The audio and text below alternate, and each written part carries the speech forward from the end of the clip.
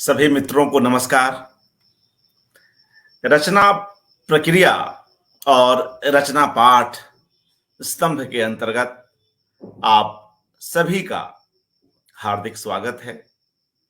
और आज इस स्तंभ में हमारे साथ वरिष्ठ लेखक और हम सभी के प्रिय लेखक शिव मूर्ति जी जुड़े हुए हैं। मित्रों, वे अपनी बहुचर्चित कहानी केशर कस्तूरी का पाठ करेंगे और इस कहानी से जुड़ी कई महत्वपूर्ण बातें रखेंगे। मगर इन सब के पूर्व वे अपने रचनाकार की यात्रा पर भी बात करेंगे। वे जिस गांव से आते हैं उस गांव की बात करेंगे, जिस विशाल कौटुंबिक परिवार से उनका नाता है, वह बड़ा परिवार भी उनकी बातचीत में आएगा। आप सभी जानते हैं कि कैसे वे अपने आसपास के परिवेश से दुर्लभ पात्रों को हमारे सामने लाते हैं। उन सब पर भी चर्चा होगी। और मित्रों, जब मैं यह कह रहा हूं कि वे कैसे जमीन से जुड़े हुए हैं और उनके पात्र कितने सहज हैं, कितने वास्तविक हैं, कितने अपने हैं, तो इसके लिए मैं एक उदाहरण यहां पर रख रहा हूं। एक और वरिष्ठ रचनाकार ममता कालिया जी की ओर से। ममता कालिया जी अपनी पुस्तक अंदाजे बयां उर्फ रवि कथा में शिव मूर्ति जी के लिए लिखती हैं कि शिव मूर्ति जमीन और जिंदगी से जुड़े ऐसे कथाकार हैं कि जब भी उनसे बात करो समृद्ध होते चलो। वे कई बार रुलाते हैं, कई बार जो समाज के भीतर का जो ठहराव है, जब उनकी कहानियों में वह ठहराव आता है और उस ठहराव को कहीं न कहीं चुनौती देते हुए पात्र आते हैं, तब वे हमें आक्रोश भी भरते हैं। तो ऐसी कई भावभूमियों पर हम आज शिव मूर्ति जी को सुनेंगे। मगर उसके पूर्व कहिए कि सबसे पहले हम स्वयं उनसे ही उनके गांव के बारे में जानते हैं, जिस गांव में हमारे देश के कई जाने माने लेखक भी यदा कदा जाते रहते हैं और वहां भी लेखकों की महफिल शिव मूर्ति जी सजाते रहते हैं। बहुत बहुत स्वागत आपका शिव मूर्ति जी इस कार्यक्रम में। अभिवादन। और क्यों नहीं, धन्यवाद। जी नमस्कार। उस गांव से ही शुरुआत करते हैं और बिल्कुल प्रारंभिक स्मृतियों को सुनते हैं। जी स्वागत। धन्यवाद अर्पण कुमार जी, आपने अपने इस स्तंभ से मुझे अपने कहानी पाठ का अवसर दिया और सारे श्रोता मित्रों से जुड़ने का अवसर दिया। इसके लिए बहुत बहुत धन्यवाद आपको। आपने मेरे गांव के बारे में जानना चाहा है, यहीं से शुरुआत होनी चाहिए। तो शुरुआत तो जिंदगी की भी वहीं से होती है, वहीं पैदाइश होती है और फिर धीरे धीरे व्यक्ति आगे बढ़ता है, बड़ा होता है। मेरा गांव सुल्तानपुर जिले में पड़ता है। गांव का नाम है कुरंग। कुरंग और तुरंग ये दो शब्द थे, तो ये पता लगाया गया कि इनका अर्थ क्या होता है। तो कुरंग माने होता है मृग और तुरंग माने होता है घोड़ा। तो मैं सोचता हूं कि गांव का नाम घोड़ा होता, इससे अच्छा है कि मृग ही रहा। और मेरे बचपन तक मेरे घर के सामने जो ऊसर है उसमें मृगों के झुंड चरा करते थे। गांव के लोगों के गाय भैंसों के बीच में मृग भी रहते थे। जब तक कि जमींदारी नहीं टूटी थी और जमीन पे इतना जोर नहीं था। बाद में जब जमींदारी टूट गई तो पूरा क्षेत्र सरकारी हो गया या किसानों का हो गया, तो मृगों का बहुत ज्यादा शिकार हुआ और वो विलुप्त हो गए। मुझे लगता है कि मृग बहुत अधिक होने के कारण ही गांव का नाम कुरंग पड़ा होगा। मेरा गांव मुख्य सड़क पर है। प्रयाग और अयोध्या को जोड़ने वाली जो सड़क है, जिसको आजकल राम वन गमन पथ भी कहते हैं, और जो अयोध्या से शुरू होकर इलाहाबाद होते हुए चित्रकूट तक जाता है, और अगर उत्तर दिशा में बढ़ा दिया जाए तो वो लुम्बिनी वगैरह बुद्ध के सर्किट को भी जोड़ता है। उसी पर मेरा गांव है, और सड़क के गांव जो है, घर जो हैं, सड़क के दाएं भी हैं, बाएं भी हैं, पूरब भी हैं, पश्चिम भी हैं। बहुत इंटीरियर नहीं है जैसा बहुत सारे गांव होते हैं, और लोग खाते पीते हैं।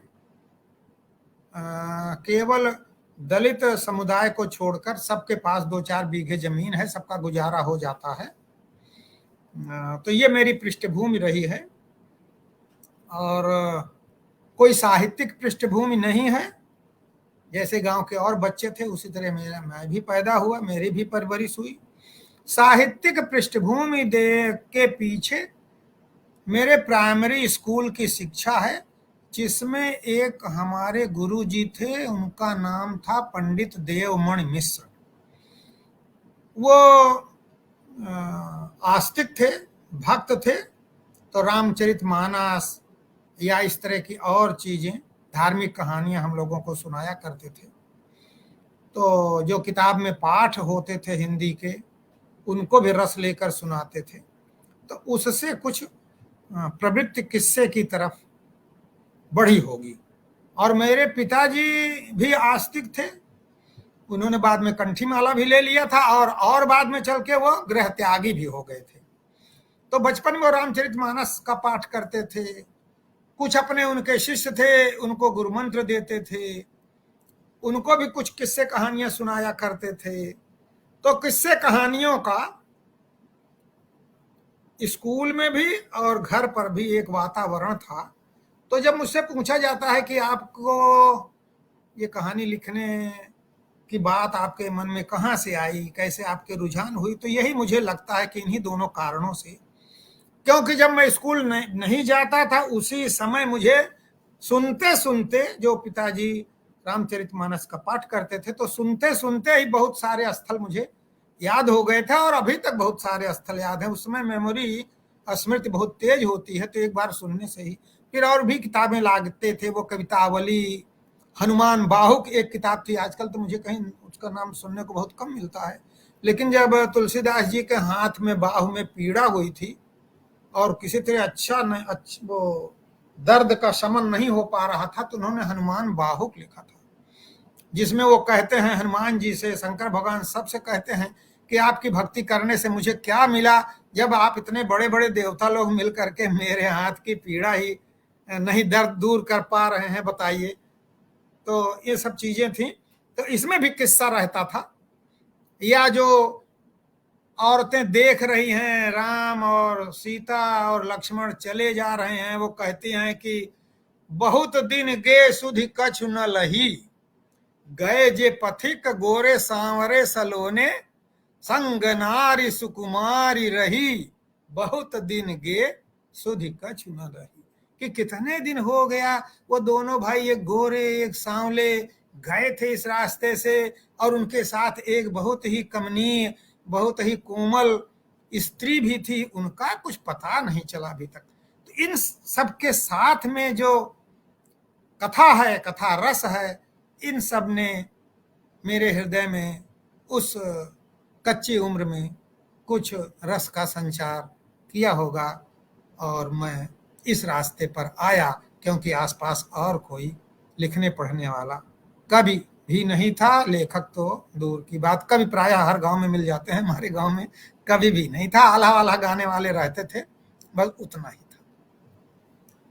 और आगे बताएं हम ये क्या कहना जी, चाहिए या क्या कहना जी, चाहते हैं? बिल्कुल। जब आप पहली कहानी सोचते हैं और उसे जी, अपने शब्दों में लिपिबद्ध करते हैं, वह कब की बात है। संभवतः मैं कहीं आपकी बातचीत पढ़ रहा था, उसमें आप जी, कहते हैं कि 7वीं पास के बाद जो है, आप अपने आस-पास के ही एक चरित्र मंगली को लेकर कहानी लिखते हैं। तो जी। उस अ, शुरुआत के बारे में कुछ बतलाएँ? शुरुआत में मेरे एक मित्र थे शिवनारायण दुबे जी। तो उनके साथ पढ़ते-पढ़ते उनके बड़े भाई थे, तो वो उपन्यास लाते थे। तो उसमें सामाजिक उपन्यास भी होते थे, जासूसी उपन्यास भी होते थे। उसमें मुझे पढ़ने को मिला प्रेम वाजपेयी के उपन्यास, गुलशन नंदा के उपन्यास और जासूसी उपन्यास जो इलाहाबाद से जासूसी दुनिया निकलती थी। तो इनसे मुझे कुछ प्रेरणा मिली प्रेम वाजपेयी से कि मैं भी इस तरह लिख सकता हूँ या लिखने की कोशिश करता हूँ। एक बार मैं प्रेम वाजपेयी से मिलने भी दिल्ली चला गया था। बहुत आउटर पे, दिल्ली के आउटर पे उस समय उन्होंने घर लिया था, एक कमरे का मकान था। उनकी श्रीमती जी बाहर बैठकर कद्दू काट रही थी, क्योंकि एक ही कमरा था और बाहर बिल्कुल खाली जगह थी। तो मैंने कहा मैं उनसे मिलने के लिए आया हूं। तो उन्होंने कहा कि वो तो ऑफिस गए हैं, वहीं बैठ के लिखते हैं, घर पर तो नहीं लिखते हैं, घर में तो इतनी जगह नहीं है। एक और बार मैं, जब जिस साल मैंने दर्जा 8 का इम्तहान दिया था, उस साल इलाहाबाद चला गया था मिलने के लिए उपेंद्र नाथ अश्क जी से, क्योंकि उस समय मैंने उनका एक उपन्यास गिरती दीवारें जो बहुत मोटा था, वो मुझे पढ़ने को मिल गया था। तो लेखकों को लेकर मेरे मन में बहुत उत्साह था उनसे मिलने का, उनके बारे में, कैसे वो रहते हैं, कैसे खाते हैं, कैसे लिखते हैं, कैसे सोचते हैं। तो पता नहीं क्यों ऐसा हुआ होगा, लेकिन लेखकों के प्रति मेरे मन में जिज्ञासा भाव शुरुआत से था और किसी के प्रति नहीं था। या तो गांव में जो लोग गीत गाते हैं, बिरहा गाते हैं या नाचते हैं, उनके प्रति था, या नौटंकी के कलाकारों के प्रति था। बचपन के नौटंकी के कलाकार अभी तक उसी रूप में मेरे मन में, मेरी स्मृति में जीवित हैं, दर्जनों हैं। उनमें से कितने तो दुनिया छोड़कर चले गए, ज्यादातर चले ही गए, क्योंकि जब मैं बच्चा था, 10, 12, 15 साल का था, तो वो हमसे ज्यादा बड़े ही थे। तो अब ज्यादातर या तो चले गए या खुद को ही भुला बैठे हैं। लेकिन अगर कहीं कोई पता चल जाए कि पुराने नौटंकी के कलाकार अभी हैं, तो भी पिछले दिनों अपने आसपास हमारे गांव में चनुआडीह की नौटंकी कंपनी अपने जमाने में बहुत मशहूर थी। तो खोजते खोजते अभी मैंने खोजा और उसमें एक मिल गए जो राजा का रोल करते थे, महाराजा का रोल करते थे या सेनापति का रोल करते थे, लंबे चौड़े हैं, यादव जी हैं। खोजते खोजते 30-35 किलोमीटर दूर उनके घर गया और उन्होंने बहुत अच्छी अच्छी अपने जमाने की चीजें सुनाई। उनको याद था और बहुत खुश थे कि आप खोजते खोजते आए। आजकल तो कोई जानता नहीं, घर के बाल बच्चे भी कहते हैं कि ये क्या काम आप करते थे, नाचना गाना। तो मेरी रुचि उस समय थी साहित्य में, इसी प्रकार से आई और मैंने प्रयास किया कि मैं भी कुछ लिखूं। तो पहली बार एक उपन्यास लिखा जो दर्जा 8 या 7 की कृषि की कॉपी में था। कृषि की कॉपी में बायां पेज सादा रहता था, उस पर कृषि से संबंधित चित्र बनाने के लिए, हल का चित्र, बैल का चित्र या और सारे किसी फसल का चित्र, उसी पर मैंने पहला उपन्यास अपना लिखा था। और उस चरित्र का नाम था जो वही गरीबों को लूट करके अमीरों को या किसी के साथ ज्यादती बदला लेता है, उनको सबक सिखाता है। आप सोचिए कि वो पहला चरित्र मेरे मानस में इस तरह घुस कर बैठा कि अभी जो मैंने इसी महीने अपना उपन्यास पूर्ण करके भेजा है छपने के लिए, उसका मुख्य पात्र उसी मेरे पहले पात्र मंगली की कॉपी है। मेरे मन में वो कब से बैठा था, बहुत जमाने से मैं चाहता था कि इसको लिखूं। फिर उसी तरह के पात्र मुझे जिंदगी में मिले। एक मिला, फिर दूसरा मिला, फिर तीसरा मिला, कि उसी तरह अन्याय को न सहने वाला और यथाशक्ति अन्याय का प्रतिकार करने वाला। तो वो जंगू के नाम से मेरे इस उपन्यास में आया है। और सृजन के रसायन में कि जंगू रात दिन मुझे परेशान कर रहा है कि मुझे कब, मेरा जन्म कब होगा, क्या मैं गर्भ में ही, आपके दिमाग के गर्भ में ही समाप्त हो जाऊंगा आपके साथ, या मेरा जन्म भी होगा। ऐसे ही एक पात्र मुझे मिले थे जब मैं दर्जा 1 में पढ़ता था, संतोषी। वो मुकदमा लड़ते थे, उनके साथ अन्याय हो गया था, उनका खेत दूसरे ने लिखवा लिया था। तो मेरे इस उपन्यास के मुख्य पात्र संतोषी हैं, और संतोषी को न्याय मिलता है जंगू की मदद से। कोर्ट कचहरी से वो जब हार जाते हैं तो ये दोनों मुख्य पात्र इस तरह जुड़ते हैं। और सोचिए कि ये दोनों मुख्य पात्र मेरे दिमाग में कब से, शुरुआत से हैं। किसी ने, कोई कहता है, कहीं किसी ने कहा है कि आदमी एक ही कहानी बार बार लिखता है, उसका रूप बदल जाता है। जैसे अपने हम मैथोलॉजी में कहते हैं कि जीव वही रहता है, शरीर बदल जाता है पुनर्जन्म में। तो ऐसे ही मुझे लगता है लेखकों के पात्रों का भी पुनर्जन्म हुआ करता है। तो ये चरित्र मुझे मिले और मैंने लिखने का प्रयास किया। तो पहला प्रयास वही मंगली था, फिर मेरी एक और कहानी आई, फिर 2 कहानियां इंटरमीडिएट में मैं था तो मेरी छपी। एक पान फूल के नाम से वातायन पत्रिका निकलती थी डागा बिल्डिंग बीकानेर से, जिसके संपादक हरीश भादानी थे, जिनका पिछले दिनों देहांत हुआ है। और एक युवक मासिक निकलता था आगरा से, उसमें मेरी एक कहानी छपी थी, उसका नाम था मुझे जीना है। शीर्षक से ही लग रहा है कि कुछ इसमें ऐसी चीज रही होगी कि जिंदगी अगर जीनी है तो उसके लिए जो करना चाहिए वो करना पड़ेगा। एक और मेरी कहानी, अभी जब अर्पण कुमार जी ने मुझसे कहा कि आपके पुराने कुछ कहानियां हों तो मुझे दीजिए, मैं देखना चाहता हूं। तो मैं कल खोज रहा था तो मुझे मेरी एक भांजी ने मेरे पुराने बक्से से गांव में निकाल कर जो कुछ मिला था एक बड़े बैग में करके यहाँ भेज दिया था। उसको मैंने आज तक नहीं देखा था, हो सकता है अर्पण कुमार जी अभी उसका फोटो दिखाऊं। उसमें लिखा है उपन्यास, उसका नाम लिखा है परिवर्तन, और वो दिसंबर 68 की कोई तारीख है। तो इसका मतलब एक का शीर्षक हुआ परिवर्तन, एक का शीर्षक हुआ मुझे जीना है, और इस तरह के शीर्षक और इस तरह के चरित्र मुझे शुरुआत से मिलते रहे और मैं प्रयास करता रहा।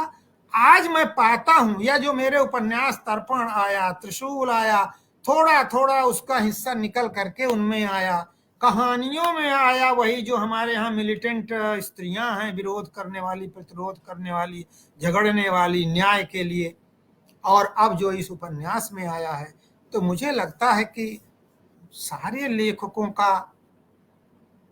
हो सकता है, नहीं भी हो सकता है, लेकिन मैं तो अपना पाता हूं कि अन्याय के खिलाफ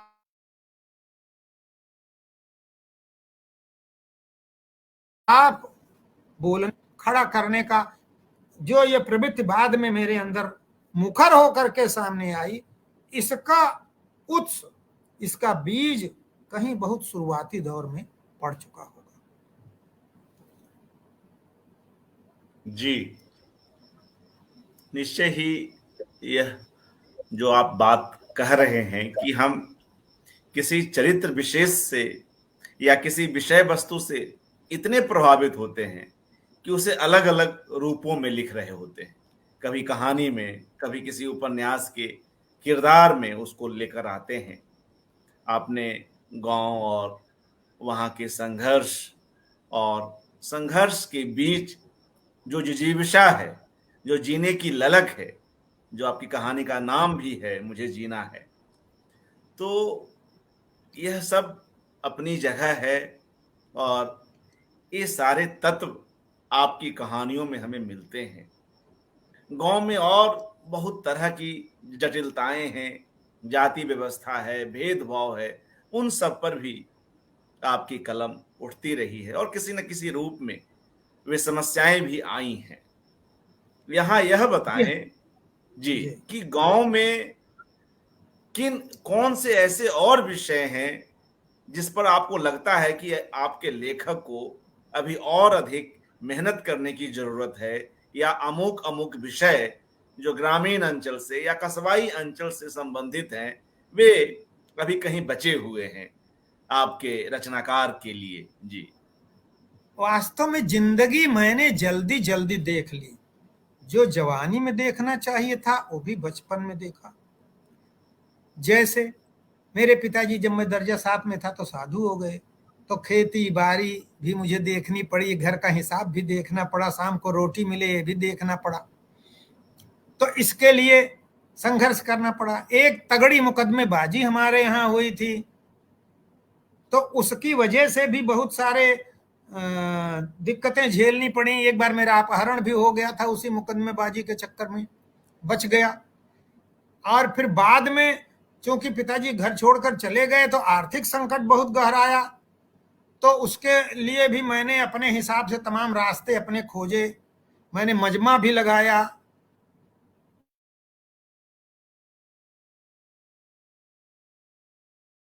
और भी बहुत सारे काम किए। दुनिया देखना, लोग 18-20 साल में जब दुनिया देखना शुरू करते हैं, तो हमने 13-14 साल से देखना शुरू कर दिया। और अपहरण वगैरह की घटना तो जब मैं दर्जा 2 में शायद था तब की है। तो प्राण का भय क्या होता है,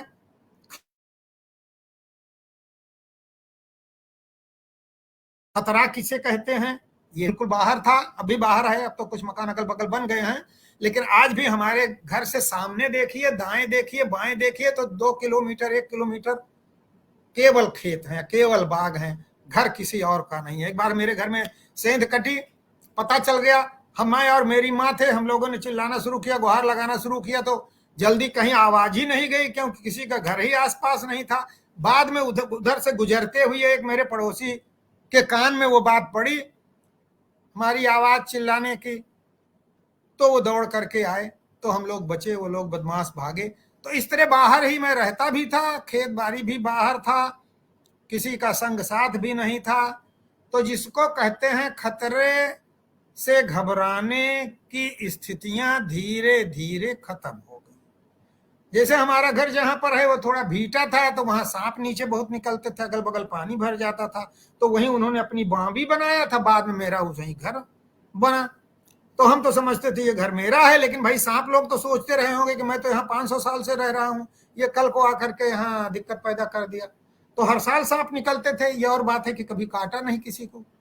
तो इस तरह जिसको कहते हैं अंधेरे में यात्रा, लाइट का कोई इंतजाम नहीं, और अंधेरे में ही आप रात में चले जा रहे हैं, बाग में आम बीनने जा रहे हैं, दूसरे के खेत से चना उखाड़ने जा रहे हैं, या और भी जो दिनचर्या गांव में होती है अभावग्रस्त लड़के की, तो वो सब होने की वजह से मैं ये कह सकता हूं कि मैंने दुनिया थोड़ा पहले देख ली, तो इसलिए मेरी रचनाओं में वो सारी चीजें आई। तो वो संघर्ष भी आया और दूसरों को भी लड़ते झगड़ते। अच्छा, हमारे यहाँ हर बिरादरी के लोग हैं, ठाकुर भी हैं, यादव भी हैं, ब्राह्मण भी 1-2 घर हैं, दूसरी जातियां दलित भी हैं। तो जो उनका परस्पर सामंजस्य है और परस्पर एक दूसरे के प्रति आशंकाएं हैं, झगड़े हैं, झंझट हैं, आंख दिखाना है, मुकाबला करना है, वो सब भी देखना मुझे रोज रोज की जिंदगी में हुआ। तो इस वजह से भी ये सारी चीजें, मेरे पास कच्चा माल ही है, ये सारी चीज निकाल दी जाए तो मेरे पास लिखने के लिए कुछ भी नहीं है। तो जो आपने कहा कि और चीजें अभी आने के लिए बाकी हैं, तो मैं ऐसा नहीं कह सकता, क्योंकि ये जो उपन्यास मैंने लिखा है, जो प्रकाशक को अभी अभी भेजा गया है, ये करीब 500 पेज से ज्यादा है, और इसमें करीब कई परिवारों की कथाएं हैं। और मैंने प्रयास किया है कि एक गांव का मुकम्मल चेहरा, चाल, चरित्र किसी भी ऐसे व्यक्ति के सामने उपस्थित हो जाए जो उत्तर प्रदेश के इस पूर्वांचल के गांव के सामाजिक जीवन से परिचित नहीं है। इसलिए मैंने तरह तरह के पात्र पैदा करके, तरह तरह की घटनाओं के माध्यम से कि हमारा पाठक बोर भी ना हो और उसको हर चीज से अवगत भी करा दिया जाए। तो मैंने प्रयास किया है इतने बड़े कलेवर की रचना दे करके कि जो कुछ बचा रह गया हो वो इसमें आ जाए। इसमें जंगू भी आ गए हैं, इसमें संतोखी भी आ गए हैं, इसमें विद्रोही भी आ गए हैं, इसमें स्त्री चरित्र भी हैं, इसमें प्रेमी युगल भी हैं, बहुत सारी चीजें मैंने प्रयास किया है कि इसमें आ जाए। मैं नहीं सोचता कि अब कोई पूछे कि अब आपके पास क्या लिखने को रह गया है तो मैं कहूं कि अभी मेरे पास ये लिखने को है।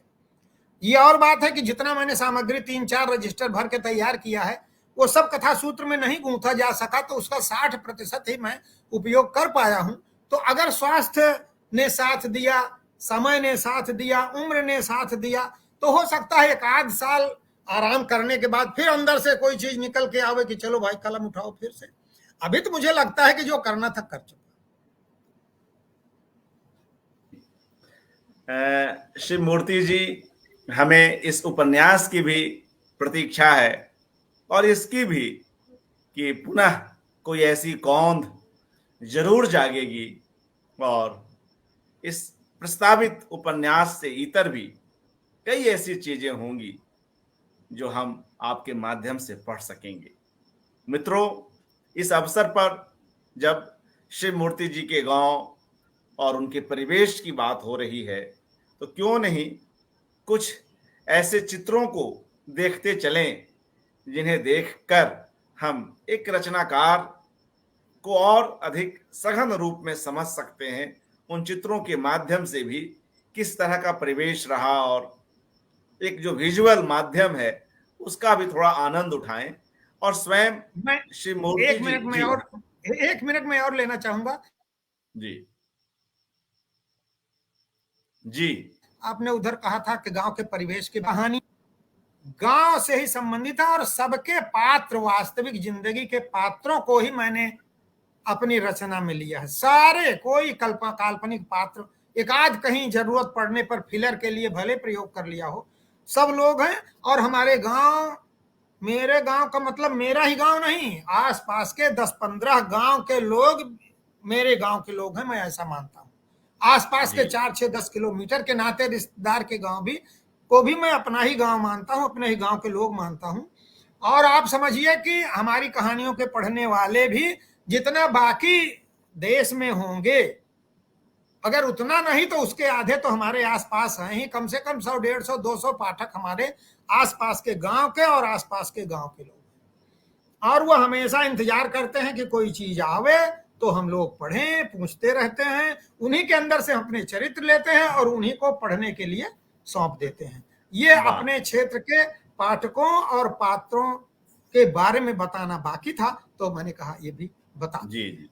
और नहीं, जब भी मेरे ऊपर बता कोई कार्यक्रम होता है, 1 मिनट और, जब भी मेरे ऊपर कोई कार्यक्रम होता है, जैसे कथाक्रम पुरस्कार का कार्यक्रम हुआ, लमही पुरस्कार का हुआ, अभी इफ्को पुरस्कार का कार्यक्रम हुआ, तो हमारे गांव से 2-4 गाड़ी में भरकर या बस से या ट्रेन से लोग आते हैं। और कोई ऐसा आयोजन नहीं हुआ जिसमें हमारे गांव के 50-60 लोग और आसपास के मिला के 100 लोगों से कम आए हों।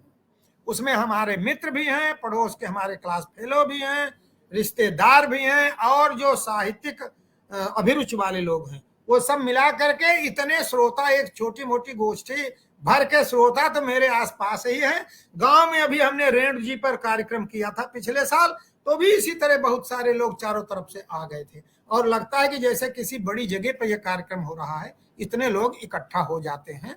ये सांस्कृतिक जागरूकता पहले से भी थी और अब भी कायम है, जो मेरे लिए बहुत संतोष की बात है। जी, और यह भी कितना रोचक है कि जो पात्र हैं, जो कथा पात्र हैं, वे स्वयं अपने आप को पढ़ रहे हैं आपके माध्यम से। ऐसे कई चरित्र हैं जो आज जिस कहानी को हम सुनेंगे, केशर कस्तूरी, उसका भी चरित्र जाना पहचाना चरित्र है और बहुत कम ही मात्रा में आप कल्पना का इस्तेमाल करते हैं। बावजूद इसके बिल्कुल ठेठ, बिल्कुल भोगे हुए यथार्थ से बनी गई ये कहानियां कितनी अधिक हमारी भावनाओं तक पहुंचती हैं, या लोगों को कितना उद्वेलित करती हैं, इसे भी हम जानते हैं। तभी तो आपकी कई रचनाओं के हजारों की संख्या में मंचन हुए, फिल्में भी बनी। तो यहाँ पर इस सवाल का भी उत्तर दें कि जब वे पात्र उदाहरण सहित उत्तर दें जो आपकी रचनाओं में आते हैं, वे जब स्वयं अपनी कहानी को पढ़ते हैं तब उनकी किस तरह की प्रतिक्रियाएं होती हैं, उदाहरण सहित बतलाएं जी। देखिए, कई पात्र हैं जो सब जानते हैं कि मेरे बारे में लिखा गया है, और जैसे केसर कस्तूरी कहानी आज मैं पढ़ने जा रहा हूं, इसकी जो केसर है वो मेरी बड़ी साली की बेटी है, और उसने कहा कि पापा आपने मुझे पूरी दुनिया में मेरा नाम फैला दिया, लेकिन एक ढंग की नौकरी हमारे हस्बैंड को नहीं दे सके। उसकी ये प्रतिक्रिया थी। और एक महमूद है, त्रिशूल उपन्यास का महमूद, जो हमारे यहाँ कई साल रहा था। उसको तो एक काम चलाऊ नौकरी बहरहाल मिल गई थी, लेकिन उसको भी उतनी अच्छी नौकरी मैं नहीं दिला सका, और इसी के लिए वो मेरे पास आया था। और भी बहुत सारे चरित्र हैं, जैसे मामा का चरित्र है, एक अधरंगी का चरित्र है कसाई बाड़ा कहानी में, उसके वास्तविक पात्र हैं नंदलाल यादव, वो हमारे बचपन के मित्र भी हैं, गांव के भी हमारे पड़ोसी हैं। तो वो अक्सर पूछा करते हैं कि ये जो हम लोगों के बारे में लिखते हैं तो इससे होता क्या है, हम तो अभी उसी तरह भैंस चरा रहे हैं जब उस दिन चराते थे, तो आपके लिखने से हुआ क्या? हम तो समझे नाम वाम हो जाएगा तो हमको भी कहीं अच्छी जगह मिलेगी, कुछ कोई फायदा होगा। तो हमने कहा हाँ यही तो बात है कि रोना रो दिया जाता है और लोग सुन भी लेते हैं, लेकिन अभी वो तारतम्यता नहीं बनी है कि सुन करके चार हाथ आगे आ जाएं और कहें कि आओ नंदलाल चलो, अब तुम यहाँ भैंस चराना छोड़ो, अब तुम्हारे लिए इससे अच्छा इंतजाम करते हैं। तो हमने कहा अभी लेखन और वास्तविक जिंदगी का इतना जुड़ाव नहीं हो पाया है, हो सकता है आगे कोई जमाना आए तो ऐसा हो, लेकिन उत्सुकता बनी हुई है, तो उस जमाने को आने की उम्मीद भी आगे कभी की जा सकती है। तिरिया चरित्र कहानी की बिमली है, उसका चरित्र मैंने 3 जगह से लिया। एक भट्टे पर गया, कुछ हिस्सा वहां से लिया। मैंने इस पर लिखा है तिरिया चरित्र की बिमली की चिट्ठी लेखक के नाम। तो उसमें मैंने लिखा है कि बिमली मुझे कहां कहां मिली, कहां से उसका बिंदासपन लिया, कहां से उसका दुख लिया, और कहां से उसका संघर्ष लिया। तो 3 जगह से मिली। किसी चरित्र को खड़ा करने में कभी कभी एक ही वास्तविक चरित्र पूरा नहीं पड़ता, आपको थोड़ा लार्जर देन लाइफ कैरेक्टर खड़ा करना पड़ता है ताकि पाठक का ध्यान पकड़ सके, पाठक उस पर ध्यान केंद्रित कर सके। तो मैं जो लेता हूं तो उनका मेकअप भी कर देता हूं कि जो जानते हैं उनको वो तो पहचानेंगे कि यही हो सकता है, लेकिन जो नहीं जानते वो उसको एक अलग एंटिटी के रूप में, एक अलग व्यक्तित्व के रूप में पहचानते हैं। तो इसी तरह दर्जनों पात्र हैं, वो सब जानते हैं कि हमको कहां कहां लिखा गया है या आप आगे हमें कहां और लिखा जाएगा। एक विद्रोही जी जो हमारे उपन्यास में आए हैं, उनके वास्तविक पात्र हैं एक मथुरा यादव। उन्होंने इमरजेंसी में संजय गांधी को ललकार दिया था बूथ पर। पहले लोकसभा का चुनाव हुआ था, फिर 3 महीने बाद मार्च में, और फिर जून में राज्य की असेंबली का चुनाव हो रहा था। उसमें हमारे यहाँ के लोकल एक राजा साहब खड़े हुए थे, तो वे लोग आए और बूथ में घुसे जा रहे थे, तो संजय गांधी भी घुसे जा रहे थे। तो ये मथुरा यादव आगे बढ़े, कहे खबरदार आप अंदर नहीं जा सकते, केवल उम्मीदवार जाएगा या एजेंट जाएगा, आप ना वो ये एजेंट है ना उम्मीदवार हैं, आप अंदर नहीं जा सकते। उस जमाने में ये बात कहना, और पुलिस पीछे और सारे लोग, सब लोग उनको घेर लिए, लेकिन उन्होंने दबंगाई से कहा कि नहीं ये कानून सम्मत नहीं है, हमको जहां ले चलना हो चलिए, मैं चलने को तैयार हूं, बस पहले वोट डालता हूं और फिर जहां कहिए वहां चलता हूं। तो वे भी अभी जीवित हैं। अभी 2 साल पहले हम लोग उनसे मिलने गए थे, हमारे घर पर करीब 50-60 लेखक लोग आए थे, तो हम उनसे मिलने गए और सब लोगों ने उनका इंटरव्यू लिया। उनके इंटरव्यू का कुछ हिस्सा वीडियोग्राफी की गई, वो अभी मेरे फेसबुक पर है। एक और महिला हैं जिनसे मैं बहुत प्रभावित रहता हूं, इस समय उनकी उम्र 85 साल की है, उनसे लोगों ने इंटरव्यू लिया। तो बहुत सारे पात्र हमारे जीवित हैं और जानते हैं कि हम उनका क्या, कहाँ उनका प्रयोग करते हैं और क्यों करते हैं और किस रूप में करते हैं। तो जिंदगी, देखिए मैं एक बात ये कहूंगा कि भाई भाषा की कलाकारी करना, उसमें तो कोई रिस्क नहीं है, कहीं कोई कुछ बोलेगा नहीं। और इतिहास की गुफा में घुस जाइए, उसमें भी कोई बोलने वाला नहीं है। पुरानी बात हो गई, 500 साल 600 साल पहले, या फलाने जमाने फलाने राजा फलाने के बारे में आप इतिहास में लिख रहे हैं, तो उसमें भी कौन आपत्ति करने वाला है। लेकिन अभी जब अन्याय के खिलाफ आप लिखते हैं, जो असत्य का बोलबाला है, जो तमाम प्रकार की ज्यादतियां हैं, चाहे गांव के स्तर पर, चाहे सामाजिक स्तर पर, चाहे राजनीतिक स्तर पर, उनके बारे में जब आप लिखते हैं तो आप जोखिम उठाते हैं। तो हमारे गांव के जो पात्र हैं, हम चूंकि करंट पर लिखते हैं, समसामयिक चीजों पे लिखते हैं, हम इतिहास पर नहीं जाते, हम भाषा के लालित्य भी मुझसे संभव नहीं होता, तो हम जो जिंदगी का यथार्थ है, खुरदरा यथार्थ, उसी पर लिखते हैं। तो हमारे पात्र भी उसको सुनते हैं या पढ़ते हैं, तो वो हमारे पाठक भी हैं और वो हमारे लिए प्रेरक भी हैं, हमारे नायक भी हैं। तो इसलिए उनसे हमारा जो संबंध है वो बिल्कुल अलग तरह का है। उनसे हमें निरंतर बल मिलता है, क्योंकि वो इस बात से खुश होते हैं, हमारे कार्य को वो अप्रिशिएट करते हैं। उनका अप्रिसिएशन ही मेरे लिए बड़े से बड़े पुरस्कार से बढ़कर है। जब वो लद करके यहाँ आते हैं, उतने जाड़े में भी इफ्को पुरस्कार में पूरी लाइन भरी थी, हमारे गांव और आसपास के लोगों की दौड़ दौड़ कर पहुंचे थे। हमारे असली पाठक वही हैं, वह रहें, वो हमसे जुड़े रहें, हम उनको संतुष्ट करते रहें, हम उनकी जिंदगी की बातें देते रहें। इसी में मैं अपना कृतार्थ, अपने को कृतार्थ समझता हूं। बाकी और चीज, दुनिया के बड़े आलोचक, बड़े समाजशास्त्री, वो उसमें पॉलिटिकली करेक्ट या पॉलिटिकली अनकरेक्ट जैसी चीजें निकालते रहे, वो बड़ी बड़ी बातें हैं, वो मेरे समझ में भी बहुत कम आती हैं और मैं उधर बहुत ज्यादा ध्यान भी नहीं दे पाता हूं, क्योंकि समझ में भी कम आती हैं। और मैं चाहूं भी पॉलिटिकली करेक्ट वगैरह को ध्यान रख करके चीजें लिखना, तो मैं नहीं कर पाऊंगा, क्योंकि अंदर से जो आवाज आती है उसी रास्ते पे, उसी को मैं फॉलो करता हूं।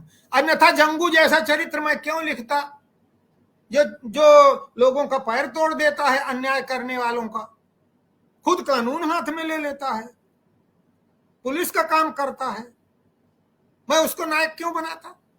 तो इसलिए मैं जो अंतःकरण से निकलता है कि ऐसा कहा जाना चाहिए, वैसा ही कहने का प्रयास करता।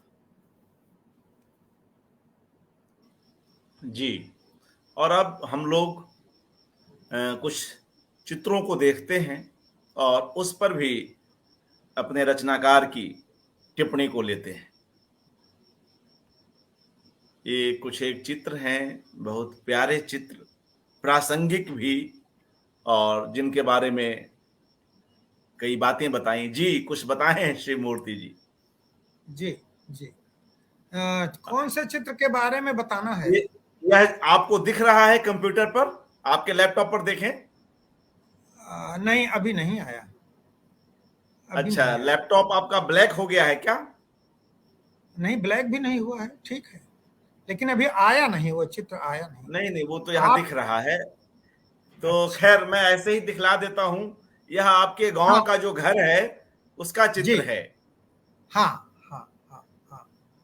वो लैपटॉप गांव पे का देखें घर, आप।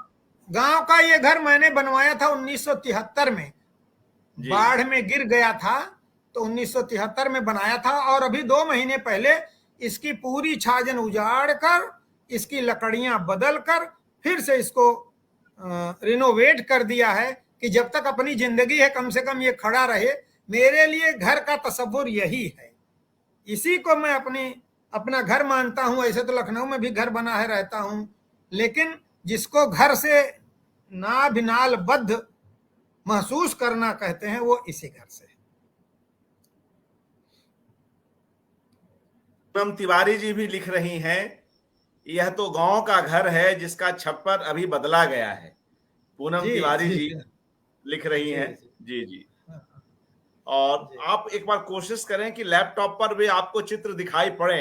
आप लैपटॉप को थोड़ा सा कुछ जी कर्सर वगैरह को करके देखें। यह देखिए, यह आपकी प्रारंभिक अवस्था के चित्र हैं।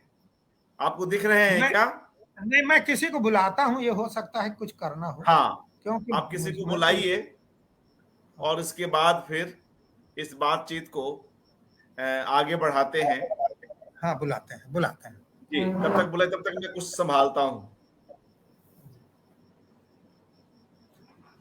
मित्रों, कुछ देर में पुनः शिव मूर्ति जी हमारे साथ जोड़ेंगे।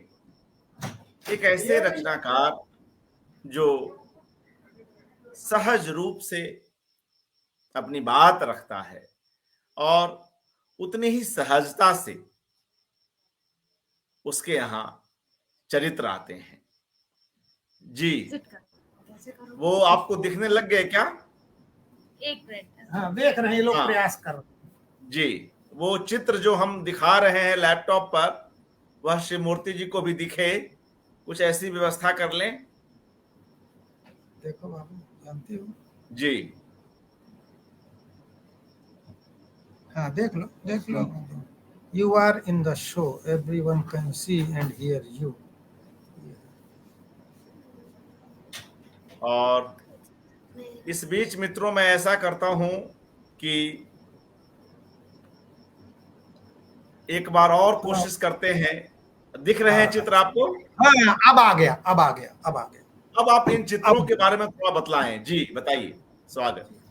और अपने ये सहयोगी चित्र, को अपने सहयोगी को अपने पास बैठाए रखें, ताकि हाँ, किसी सहयोगी जरूरत में बैठेंगे। काम आए। जी जी जी हाँ, जी। ठीक है। ठीक है, बताएं। ये चित्र है मेरा, जो सामने है, चेक की शर्ट पहने हुए।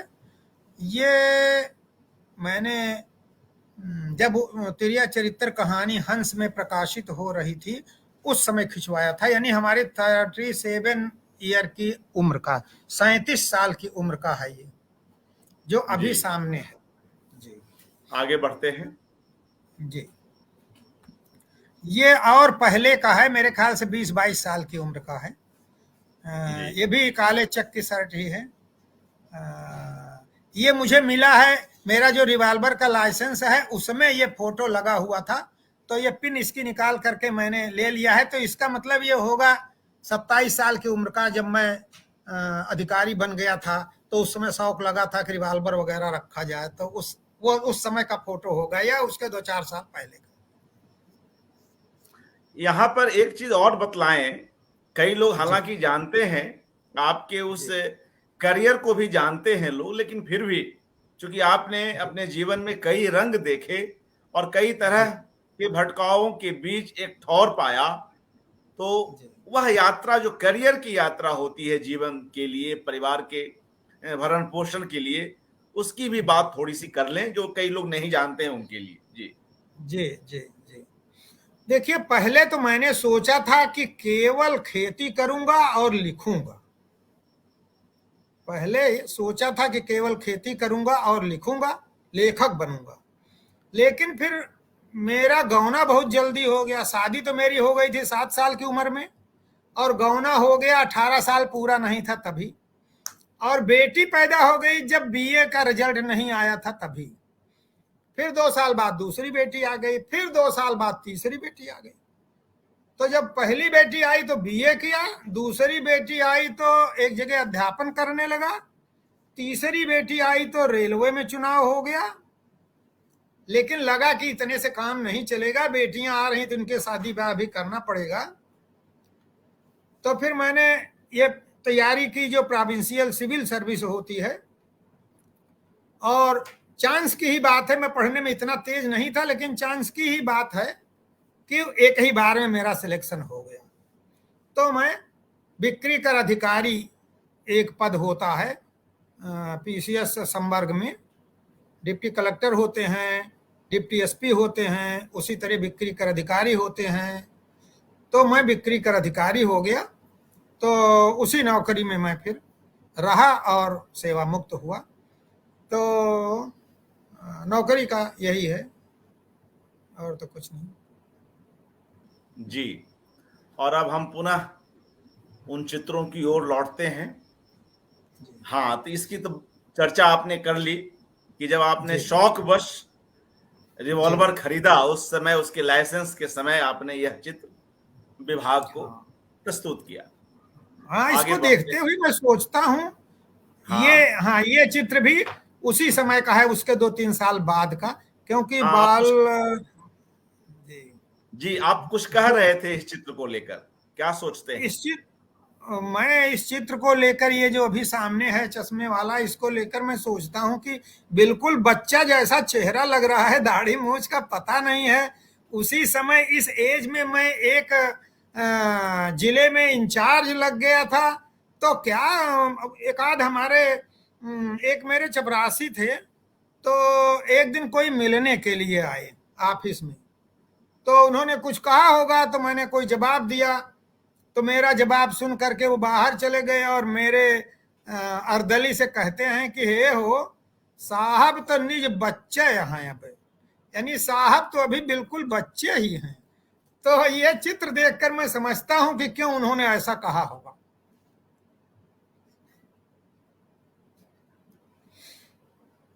और जो दूसरा चित्र है, जो एक हाँ बेल सी सिर के पीछे बेल सी है, वो भी उसी जी समय का चित्र है। इस चित्र के बाद का, 1-2 साल बाद का होगा ये। जी वहां बलिया में एक कोरंटाडीह डाक बंगला था, तो वहां कभी पिकनिक पे गए थे, तो वहां ये फोटो खिंचवाया गया था। तो खोजने पर मिल गया, तो इसको भी मैंने संभाल, अपने आप को देखना, अपने विगत को देखना अच्छा लगता है, जी तो इसलिए संभाल कर नौकरी रख लिया। जी नौकरी के दौरान आप किन किन जगहों पर रहे उत्तर प्रदेश में, मुख्य रूप से? हर 1.5-2 साल पे, कभी कभी 3 साल पे, कभी साल भर में ही ट्रांसफर हो जाता था। तो 22-23 जगह पे मैं रहा, और पूरब से लेके पश्चिम तक, जिसमें बलिया है, मऊ है, मिर्जापुर है, बस्ती है, इलाहाबाद है, चित्रकूट है, बांदा है, और कानपुर है, और नोएडा है, गाजियाबाद है, ये जौनपुर है, मिर्जापुर है, बहुत सारे जिले रहे। बताया ना, जी 20-22 जगहों पे रहा मैं। बत्तीस बिल्कुल। 33 साल की नौकरी में 20-22 जगह पर रहा। जी आगे बढ़ते हैं, और यह बाद के दिनों के चित्र हैं, अलग हाँ अलग अवसरों के। जी हाँ, ये वर्धा में हम लोग गए थे, तो वहाँ फोटो खिंचवाए थे। देखिए, चंदन पांडे हैं, ओमा शर्मा हैं, और भी कई सारे लोग हैं, संजीव जी हैं, शैलेंद्र सागर जी हैं, मैं हूँ, एक कुणाल सिंह है बीच में। तो हम लोगों ने फोटो खिंचवाया था, ये वहाँ का फोटो है। जी और जी ये अभी पूना में एक लेखक सम्मेलन था, वहाँ गया था। तो वहाँ बहुत सारे लोग हैं, महेश कटारे हैं, और ये ओमा जी हैं, पटना, हृषिकेश हाँ, सुलभ हैं, ऋषिकेश सुलभ हैं, ओमा जी हैं, आनंद हर्षुल हैं, आनंद हर्षुल हैं, और चरण राजस्थान सिंह से वो हैं, चरण सिंह हाँ, पथिक। चरण सिंह पथिक हैं, हरिनारायण जी हैं, और ये सारे लोग हैं। हाँ जी जी एक सवाल आ गया है कृष्णदेव जी का, वे पूछ जी। रहे हैं कि इतना ज्यादा ट्रांसफर होने का क्या कारण है सर? ट्रांसफर होते ही रहते हैं, कुछ ऐसा कारण नहीं है। कभी कोई नाराज हो गया आपसे, उसके मन की बात नहीं हुई, तब हो गया। कभी साल भर के लिए ही पोस्टिंग होती है, तो साल भर बीत गया तो आप नई जगह चले गए। कुछ ऐसा नहीं है, वो सब नौकरी के वो सामान्य चीजें हैं, उसमें कोई असामान्य नहीं है। जी आगे बढ़ते हैं, जी और कुछ और चित्रों को देखते हैं या इसके बारे में बतलाएं। जी हाँ, ये चित्र मेरे गांव का है, मेरे दरवाजे का है। गांव में कुछ मित्र आए थे। एक लेखकों का छोटा मोटा जुड़ाव मैंने किया था। तो जी अब इसमें ये देखिए, ये किनारे अखलाक हैं जो चश्मा लगाए हैं, ये नेत्रहीन हैं। ये डीएम मिश्रा जी हैं सुल्तानपुर के। ये मैं हूँ, ये मेरी श्रीमती जी हैं। ये कृष्ण कृष्ण कुमार जी हैं। ये विवेक विवेक विवेक मिश्र, विवेक विवेक मिश्र मिश्र। हैं। हाँ, और ये वहाँ से आए थे, रानीगंज से सिंह साहब हैं। और ये आए थे इलाहाबाद से, वकील साहब हैं। ये सारे लोग हैं, उस समय का चित्र है। ये कब की बात है शिव मूर्ति जी? ये 3 साल पहले, 3 साल ओह, पहले। जी जी। जी और कुछ एक चित्रों को देखते हैं। जी। जी ये नामवर जी हैं। और मेरे एक अरुण सिंह हैं, ये सबसे शुरू सबसे युवा लग रहे हैं। ये अरुण जी हैं, ये इंडिया इनसाइड पत्रिका निकालते हैं।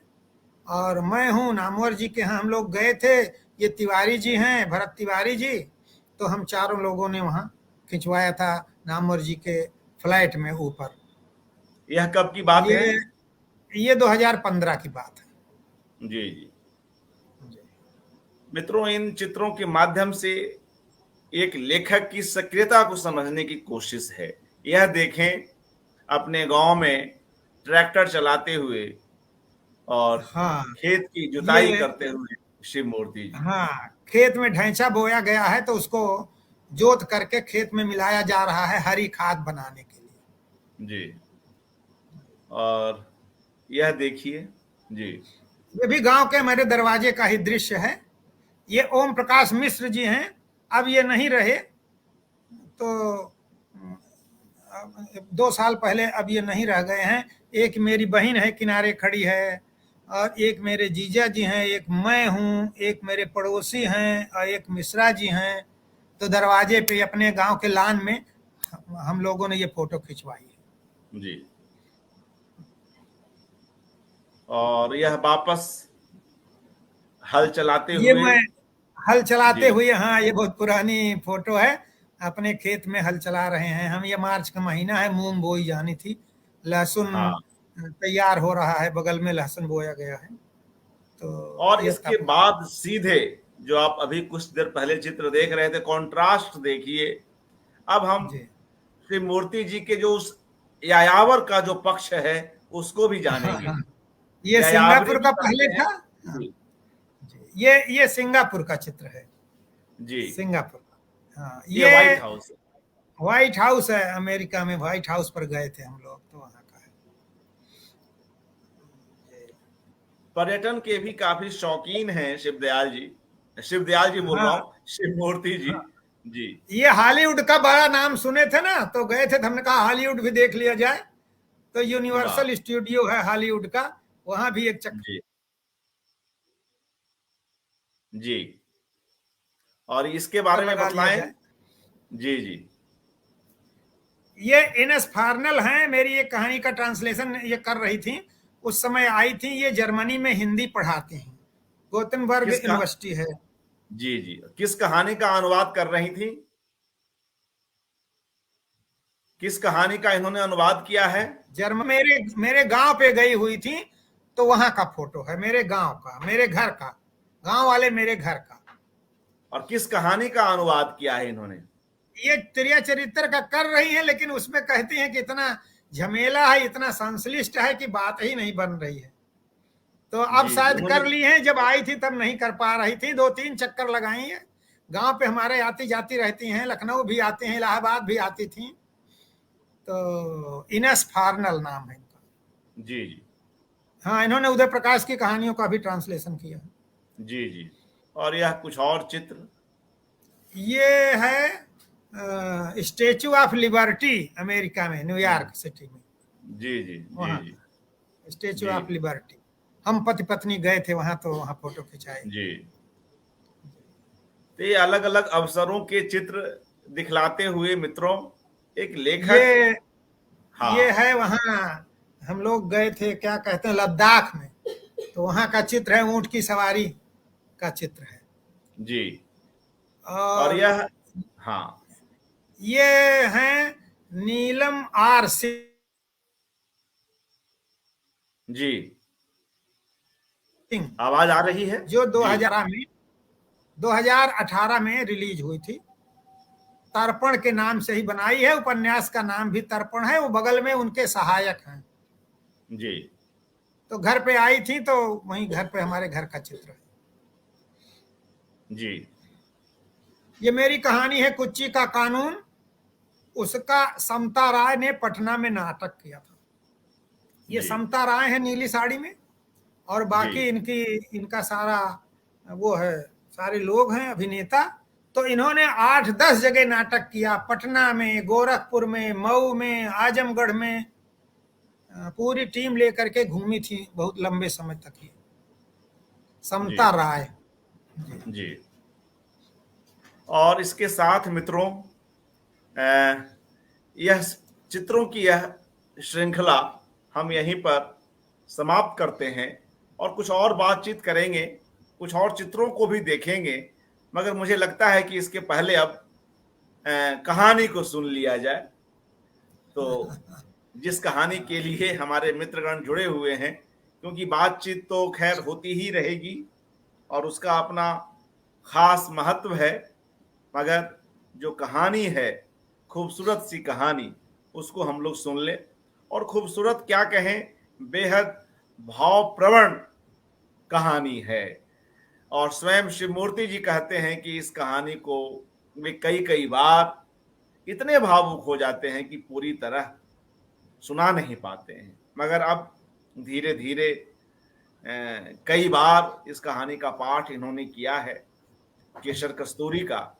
और उसके बारे में इन्होंने पहले भी यह बात बताई ही कि किस तरह उनकी बड़ी साली की बेटी पर लिखी हुई यह कहानी है। निश्चय ही जब इसको आप पढ़ेंगे या सुनेंगे, तो कई जगहों पर यह कहानी हमें भाव विह्वल कर जाती है। और एक शख्सियत जो पूर्व में किस तरह से खुला और उन्मुक्त है, वक्त के साथ, वक्त के प्रहार के साथ उसके अंदर किस तरह की एक उदास गंभीरता भी आ जाती है। मगर उस उदासी में जो हमारे जीवन का जो सहज दर्शन है, जो हमारे मिथक हैं, जो हमारे शास्त्र हैं, वे कैसे उसका सहारा बनते हैं, उसका मनोबल बनते हैं, यह कहानी उसकी भी है। वह रोती भी है, मगर सिलाई करना नहीं छोड़ती है। वह अपने घर में परिश्रम करना, चाहे वे उसके पशु हों या उसके ससुराल में बुजुर्ग हों, उन सब की देखभाल करना नहीं छोड़ती है। तमाम आरोपों को भी सहती है। बहुत ही महत्वपूर्ण कहानी श्री मूर्ति जी की, उसे सुनते हैं, फिर कुछ और बातचीत करेंगे। जी स्वागत। केसर कस्तूरी, ये कहानी 1990 में लिखी गई थी और वर्तमान साहित्य में प्रकाशित हुई थी। पापा, आपके एसी साहब आए हैं, बेबी ने कमरे में घुसते हुए सूचित किया। मैं चौंक गया। पूछा, कहाँ हैं? बाहर सड़क पर, जीप में ही बैठे हैं। अरे सुनो जी, जरा शीशा कंघी देना तो, और पैजामा भी। मैंने कलम और रजिस्टर फेंकते हुए आवाज लगाई और उलटकर बिस्तर से नीचे उतर आया। अरे मेरी चप्पलें कौन ले गया यहां से? सोचा था आज पूरे दिन लगकर कहानी पूरी कर डालूंगा। बहुत दिनों से इसका लिखना टलता आ रहा है। सवेरे ही बच्चों को बुलाकर सचेत कर दिया था, कोई मिलने आए तो कह देना पापा घर पर नहीं है। लेकिन पापा, आज ही के लिए तो आपने वादा किया था मेरे कपड़े लाने का, केसर ने याद दिलाया। अब तो कपड़े दूसरे दिन बेटा, लेकिन कल ही तो मेरी सहेली की शादी है, सिलने तक का समय नहीं है। आप महीने भर से टालते आ रहे हैं। कुछ भी हो, आज मेरा लिखने का मूड बन चुका है। आज तो किसी सूरत में नहीं, नहाने तक के लिए नहीं उठना है। दरअसल मूड की बात होती है, एक बार मूड उखड़ा तो महीने भर की छुट्टी हो जाएगी। कान खोल कर सुन लें सब लोग, आज मैं घर में नहीं हूं, किसी सूरत में नहीं। और घंटा भर भी नहीं बीता था कि यह आफत। पूरा दिन चौपट हो जाएगा। जल्दी जल्दी पैजामा डालकर बाहर आया। सामने ही सड़क है, लेकिन यहाँ तो कोई जीप दिखती नहीं। सामने से आती केसर ने कहा, पापा आप बाहर क्यों निकल आए? मैंने तो आपके साहब से कह दिया कि पापा कहीं गए हैं। अरे ऐसा क्यों कह दिया? किधर गए? बोले डाक बंगले चल रहा हूं, लौटे तो भेज देना। अभी अर्दली नहीं आया था। लौटकर बेबी से कहा, दौड़कर ड्राइवर को बुला लाओ पीछे से। पत्नी से कहा, 3-4 कप चाय तैयार करके थर्मस में रखो, थोड़ा बिस्कुट वगैरह भी। कपड़े बदलते हुए मैं सोचने लगा, इतने सवेरे सवेरे क्यों आ टपके जनाब, बिना किसी पूर्व सूचना के। पापा, केसर ने थर्मस धोते हुए कहा, जब मैंने कह दिया कि पापा घर में नहीं हैं तो परेशान होने की क्या जरूरत है? मान लीजिए कि आप वापस लौटे ही नहीं, चुपचाप बैठकर कहानी पूरी कीजिए, फिर पता नहीं कब आपका मूड बने। तुम नहीं समझोगी बेटी, ये नौकरी है। ऐसे में अगर मैं घर में बैठा भी रहूं तो क्या लिखने में मन लग सकता है? डाक बंगले पर भी कोई जीप नहीं थी। चौकीदार ने बताया कि यहाँ तो कोई आया ही नहीं। दफ्तर गया, वहां भी नहीं थे। फिर घर लौटा। केसर को बुलाकर पूछा, तुमने कैसे जाना कि आने वाले हमारे एसी थे? पापा, केसर सोफे पर बैठते हुए बोली, मैं ही हूं आपकी एसी साहब। मेरे काम के लिए आप घर में नहीं हैं और अपने साहब का हुक्म बजाने के लिए हम लोग आप पर मुकदमा चलाएंगे। मुझे बहुत तेज गुस्सा आया। ऐसा मजाक? मेरी सगी बेटी होती तो हो सकता है मैं हाथ भी उठा देता। पत्नी पर बरस पड़ा, तुमने भी नहीं बताया? मैं कहां कहां भटकता फिरा, मुझे भी तो नहीं पता था। पत्नी ने मुस्कुराते हुए कहा, अब चलिए लिखिए बैठकर। अब क्या लिखूंगा, खाट? केसर हंसते हुए चाय का कप ले आई। मुझे माफ कर दीजिए पापा, लेकिन जब उठ ही गए हैं तो मार्केटिंग ही कराइए। केसर के सामने देर तक गुस्सा टिक भी तो नहीं सकता। रोते हुए को भी हंसा देती है। जब से आई है उसकी चुहल और हंसी से उजाला छाया रहता है। इतने गहरे मजाक की बात सोचना उसी के बस की बात थी। सचमुच कल ही उसकी पक्की सहेली की शादी है और मैं एक दिन पहले भी उसके लिए कपड़े लाने में टाल मटोल कर रहा था। सरासर अन्याय। और क्या ही नायाब तरीका निकाला उसने इस अन्याय को व्यक्त करने का। केसर मेरे साढ़ू भाई की लड़की है। पत्नी की बीमारी में देखभाल के लिए पिछले साल आई थी। आने के थोड़े दिन बाद ही वह कॉलोनी की हमजोली लड़कियों से लेकर आंटियों तक में समान रूप से लोकप्रिय हो गई। हर एक के लिए उसके पास कुछ कोई न कोई स्पेशल देहाती नुस्खा था। बालों को लंबा और चमकीला बनाने का, बेवाई ठीक करने का, सबल बाई से छुटकारा पाने का। कॉलोनी का हर घर अब उसका अपना घर है। हर घर का कोई न कोई काम उसके अभाव में रुका रहता है।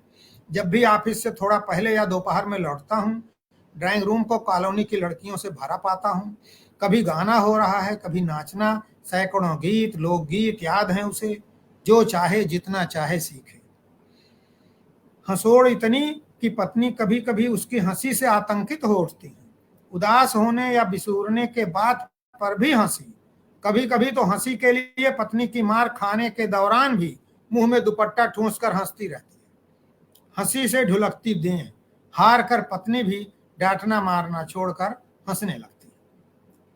हंसमुख और व्यावहारिक होने के साथ साथ केसर के हिस्से में अपूर्व सुंदरता भी आई है। घर से लेकर पास पड़ोस तक की बच्चियों पर उसकी सुंदरता का जादू छाया हुआ है। लड़कियां उसके बाल, दांत, आंख, होंठ और हंसी की तुलना अलग अलग अभिनेत्रियों से करती है। केसर में सेवा भावना भी गजब की है। जब से इस घर में आई है, पत्नी ने आराम ही आराम किया है। आने के साथ बहुत कम समय में ही उसने इस घर का गणित समझ लिया और पत्नी को सारी जिम्मेदारियों और उलझनों से मुक्त कर दिया। अब स्कूल जाने वाले बच्चे अपनी ड्रेस और टिफिन के लिए केसर के नाम की गुहार लगाते हैं। महरी और धोबिन अपना हिसाब केसर से लिखवाती हैं। मुझे कब क्या पहनना है, कौन सा कपड़ा धुला है, कौन सा लॉन्ड्री गया है, इसका निर्णय और जानकारी का माध्यम केसर हो गई है। नमक चीनी से लेकर कपड़े लत्ते तक के चुनाव पर उसकी मर्जी चलती है। पूरे घर पर इस समय उसी का राज चल रहा है। 6 महीने की सेवा से पत्नी पूरी तौर पर स्वस्थ हो गई और केसर के वापस जाने की बात आई तो उदास हो गई कि मेरे लिए बहुत दुख छोड़कर जाएगी यह, इसके जाने के बाद कौन संभालेगा इस घर को। लेकिन केसर ने एक बार फिर अपने ढंग से पत्नी को सारे दुखों से उबार लिया। उसने पत्नी से कहा, मुझे सिलाई कढ़ाई के स्कूल में भर्ती करा दीजिए मौसी, साल भर की गुलामी का पट्टा पक्का हो जाएगा।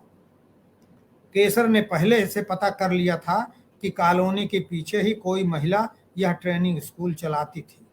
नया बैच भर्ती हो रहा था, केसर ने भी दाखिला ले लिया। इस बीच पत्नी के हाथ पैर दबाकर, मेहंदी महावर लगाकर वह उनसे कभी डोलची तो कभी सैंडल, कभी पायल तो कभी बिछिया, कभी साड़ी तो कभी साल प्राप्त करती रही। पत्नी कहती हैं कि कोई चीज मांगने से पहले केसर अपनी बात अपने व्यवहार से पूरी तरह मोह लेती है, माहौल बना लेती है, जादू चला देती है। 10 पैसे की चीज मांगने से पहले माहौल ऐसा बनाएगी कि आदमी 10 रुपए की चीज भी खुशी खुशी देने को तैयार हो जाए। लड़के के जन्मदिन तथा रक्षाबंधन के त्योहार पर नेग के तौर पर मुझको भी घड़ी, सिलाई मशीन और लोहे का एक संदूक मैं ताले के लिए वचनबद्ध कर चुकी हूँ।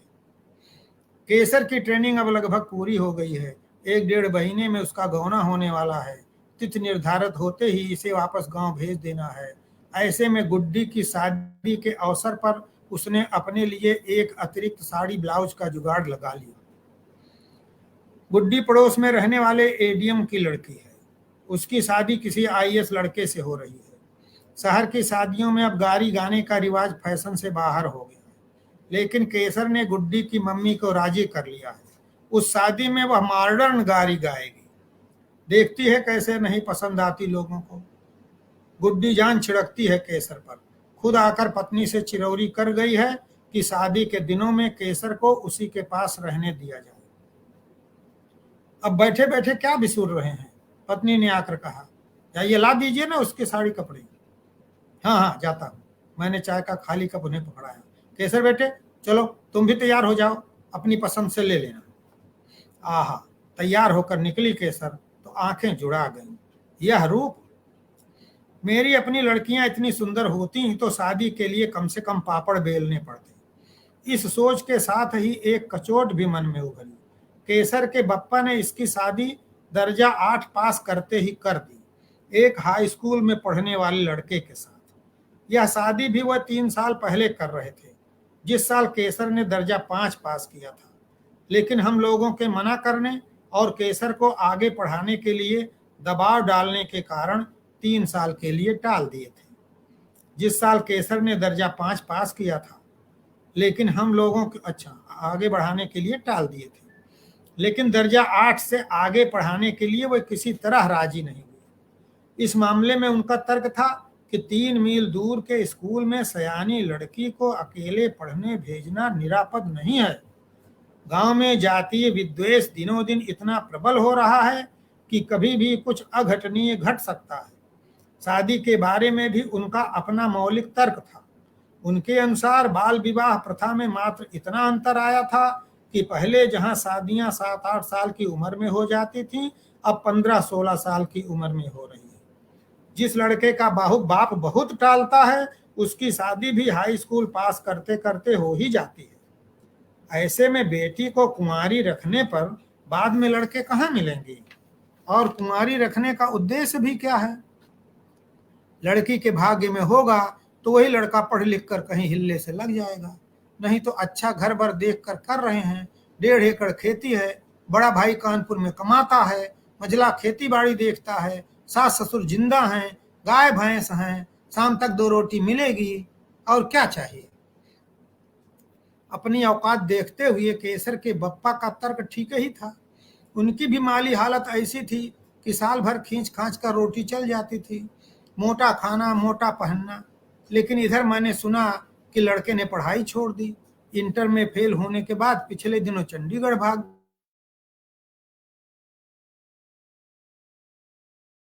गया किसी कारखाने में। पहले जब केसर ने शहर नहीं देखा था, यहाँ के खान पान रहन सहन से अवगत नहीं थी, तो दूसरी बात थी। लेकिन एक बार सुख सुविधा की सारी चीजें देख भोग लेने के बाद उस देहात में बेरोजगार पति के साथ दिन काटना पड़ेगा। इतनी सुंदर सुघड़ बेटी को तो उसके मन पर क्या बीतेगी। मैंने पत्नी से इसकी चर्चा की। बताया कि खोजने पर शहर में छोटी मोटी नौकरी करने वाले लड़के मिल सकते हैं, उनमें से किसी के साथ केसर का पुनर्विवाह, कोई भी लड़का केसर को पाकर धन्य हो जाएगा। क्या क्या सोचते रहते हैं आप, पत्नी ने एक बार की घुड़क दिया। उस लड़के में क्या खोट है? यही न कि कम कमाता है। केवल इतनी बात पर कोई लड़की अपने बियाहे आदमी को छोड़ देगी? अभी तो वे दोनों एक दूसरे से मिल भी नहीं पाए हैं। केसर सुनेगी तो क्या सोचेगी? हम लोगों की शादी हुई तब तक आप स्कूल जाना भी नहीं शुरू किए थे। मेरे गौने के बाद भी बहुत दिनों तक बेकार मारे मारे घूमे थे। उस समय के आपके घर की माली हालत तो केसर के ससुराल से भी गई गुजरी थी। तब कोई मुझसे दूसरी शादी के लिए कहता तो मुझे अच्छा लगता। अच्छा तो जरूर लगता, मैंने मुस्कुराकर कहा। हटिए, फालतू खीस निकालते हैं, पत्नी ने बिदक कर कहा। अभी उसकी छोटी बहनों की शादी होनी है। आप उसे यहाँ से ब्याह देंगे तो वहां बिरादरी के आगे इसके बप्पा क्या मुंह दिखाएंगे? उस बर को छोड़ने का कौन सा कारण बताएंगे? बेरोजगारी या कम कमाई तो वहां कोई कारण माना नहीं जाएगा। बिरादरी में सब नौकरी ही तो कर नहीं रहे हैं। आप जैसे दो चार लोग भले पढ़ लिख कर ढंग से लग गए हों, बाकी तो जैसे भी हो वहीं गुजर बसर कर रहे हैं। फिर कोई नौकरी चाकरी वाला लड़का मिल भी जाए तो इसके बप्पा फिर से शादी में होने वाला 10-5 हजार का खर्च कहाँ से और क्यों करेंगे? इतना पैसा जुटाएंगे तो वह सयानी होती दूसरी लड़की के हाथ पीले करने की सोचेंगे। आपको भी कई लड़कियों को निपटाना है। जिस दिन शुरू करोगे समझ में आ जाएगा। शायद उसे भय था कि केसर के संभावित पुनर्विवाह में होने वाले खर्च को मैं भावुकता में आकर अपने जिम्मे लेने का निर्णय न ले लूं। इसलिए अपनी लड़कियों की शादी की समस्या याद दिलाकर वह सामने से हटकर किचन में व्यस्त हो गई और मुद्दे से मेरा ध्यान बटाने के लिए बेबी को मेरे पास सवाल पूछने के लिए भेज दिया। गौने के लिए गांव भेजते समय पत्नी ने केसर को यथासंभव पर्याप्त सामान दिया। सामान समय पर पहले ही हासिल कर चुकी थी। सिलाई मशीन, घड़ी और ससुराल ले जाने के लिए लोहे का बड़ा बक्सा मैंने खुद खरीद दिया था। छोटे छोटे प्रयोग की कई चीजें कॉलोनी की उसकी सहेलियों ने दी। विदाई के समय घंटे भर तो उसे अपनी सहेलियों से गले मिलने और रोने में लगा था। जीप चली तो सबके गले रुधे हुए थे। उसकी सहेलियां, मेरी लड़कियां, पत्नी सब सिसक रहे थे। विदा करके अंदर आया तो घर काटने को दौड़ता था। आज मेरा आंगन सूना करके उड़ गई मेरी मैना।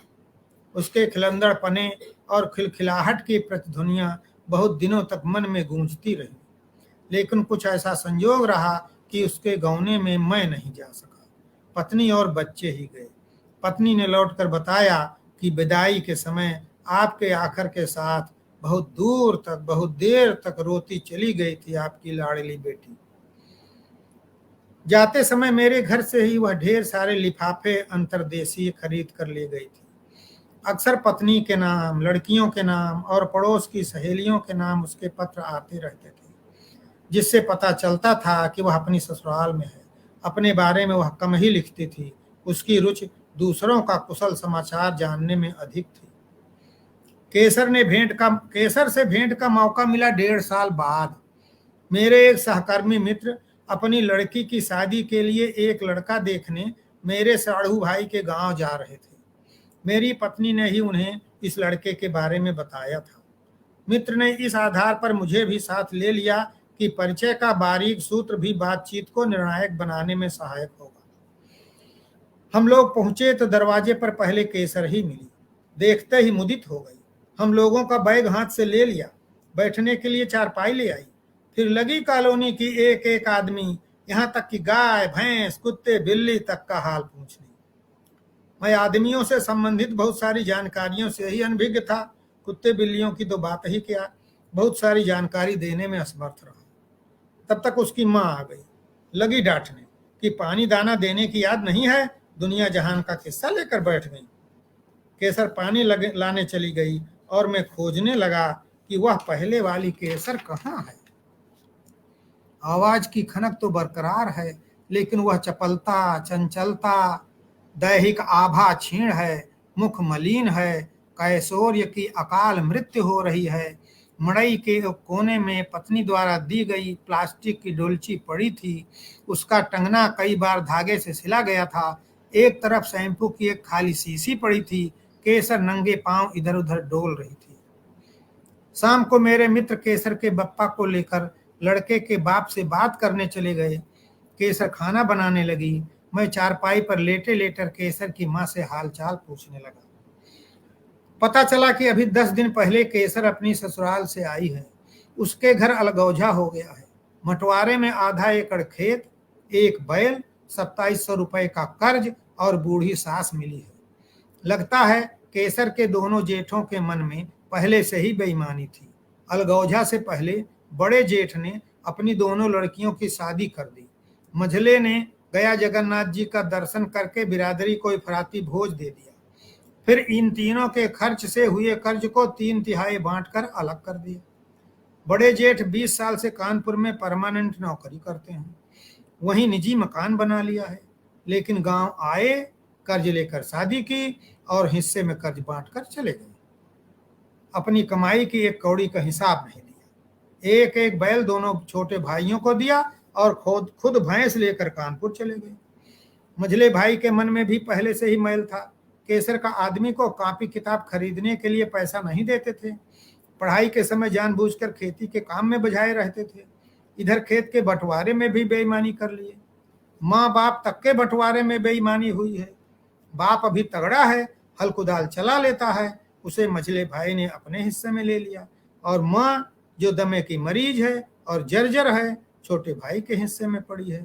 छोटे भाई ने लाख चिरौरी किया कि वह परदेश रहता है, बाप को उसके हिस्से में आने दिया जाए, जुताई बुआई कर लेगा, लेकिन सुनवाई नहीं हुई। सास गाय गोरू चराने लायक भी नहीं है। 10 कदम चलती है तो पहर भर हाँफती है। बड़ी मजबूरी हो तो किसी तरह रोटी सेंकती है। केसर का आदमी चंडीगढ़ में मकान पुताई का काम कर रहा था। 25-30 रुपए रोज मिल जाते थे, लेकिन 2 महीना पहले सीढ़ी से गिर गया। पीठ के बल रीढ़ की हड्डी में ईंट से चोट लग गई। महीना भर चारपाई पर पड़ा रहा। दवाई में बड़ा पैसा लगा। डॉक्टर ने भारी काम करने से मना कर दिया और इसी बीच भाइयों ने बंटवारा कर लिया। केसर का आदमी पहले बड़े सुधवा स्वभाव का था, लेकिन इधर बहुत चिड़चिड़ा हो गया है। कर्जे की चिंता है, बात बात पर लड़ने लगता है। एक बट्टी साबुन खरीदना भी उसे फालतू का खर्च लगता है। कहता है, साहब सूबा के घर रहने क्यों गई, खर्चा करने की बीमारी साथ लेकर आई हो। केसर के मौसिया, केसर की देह में सोच का प्रवेश हो गया है। देह देखिए कितनी गल गई है। मन में आया उन्हें बताऊं कि एक बार मेरे मन में केसर के पुनर्विवाह की बात आई थी, लेकिन उसकी चर्चा करने का कोई तुक नहीं था। मैं गहरे अवसाद में डूब गया।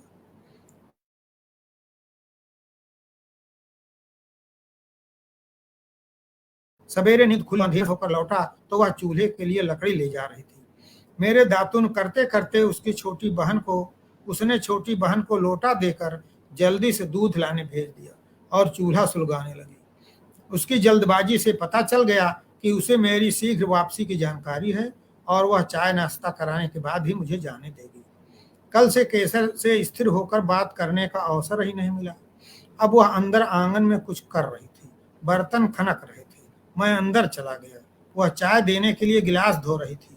मैंने कहा, क्यों सवेरे सवेरे इतने काम में लगी है मेरी बेटी, मैं चलूंगा अब। इतनी जल्दी क्यों है पापा, चाय बन रही है, पीजिए, फिर नाश्ता कीजिए। आज रुकिए, कल जाइएगा। नहीं बेटा, जाना तो जरूरी है, अभी निकल गया तो पहली बस मिल जाएगी।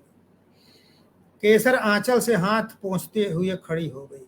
हंसते हुए बोली, बिना चाय पिए तो आप दोबारा बाथरूम भी नहीं जा पाएंगे पापा, आपका सारा दिन बर्बाद हो जाएगा। अच्छा, केवल चाय पिलाओ और जल्दी। फिर मैंने जेब से 100 रुपए का नोट निकाल कर उसकी ओर बढ़ाया। यह रखो मिठाई खाने के लिए। लेकिन स्वभाव के विपरीत उसके हाथ नहीं उठे।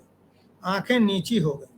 पता नहीं कैसे मैं सोच रहा था कि वह पहले की तरह कहेगी, 100 रुपए में आजकल क्या होता है पापा, साबुन, शैम्पू, तेल, कंघी, सैंडल और पता नहीं क्या क्या, पूरी 101 चीजें लेनी है। क्या बात है बेटी, और कोई चीज चाहिए तो बोलो। उसकी आंखों से भरभरा कर आंसू निकले और टप टप जमीन पर गिरने लगे। सिर झुक गया और दाहिने पैर का अंगूठा आंगन के कच्चे फर्श को कुरेदने लगा। अरे अरे, रोती क्यों है पगली? बोलना, क्या तकलीफ है? निसंकोच बोल, तेरा पापा इतना कंजूस नहीं है। मैंने उसकी ठुड्डी पकड़कर चेहरा ऊपर उठा दिया। बोल ना मेरी पुत्री। केसर ने आंचल से पूरा चेहरा ढक लिया और सिसकते हुए बोली, उनको कोई चपरासी उपरासी की नौकरी दिला दीजिए पापा। और हिचक हिचक कर रोने लगी। मैं सन्न रह गया, एकाएक कुछ बोल नहीं सका। इस बीच वह गिलास लेकर आंखें पोंछती तेजी से चूल्हे के पास चली।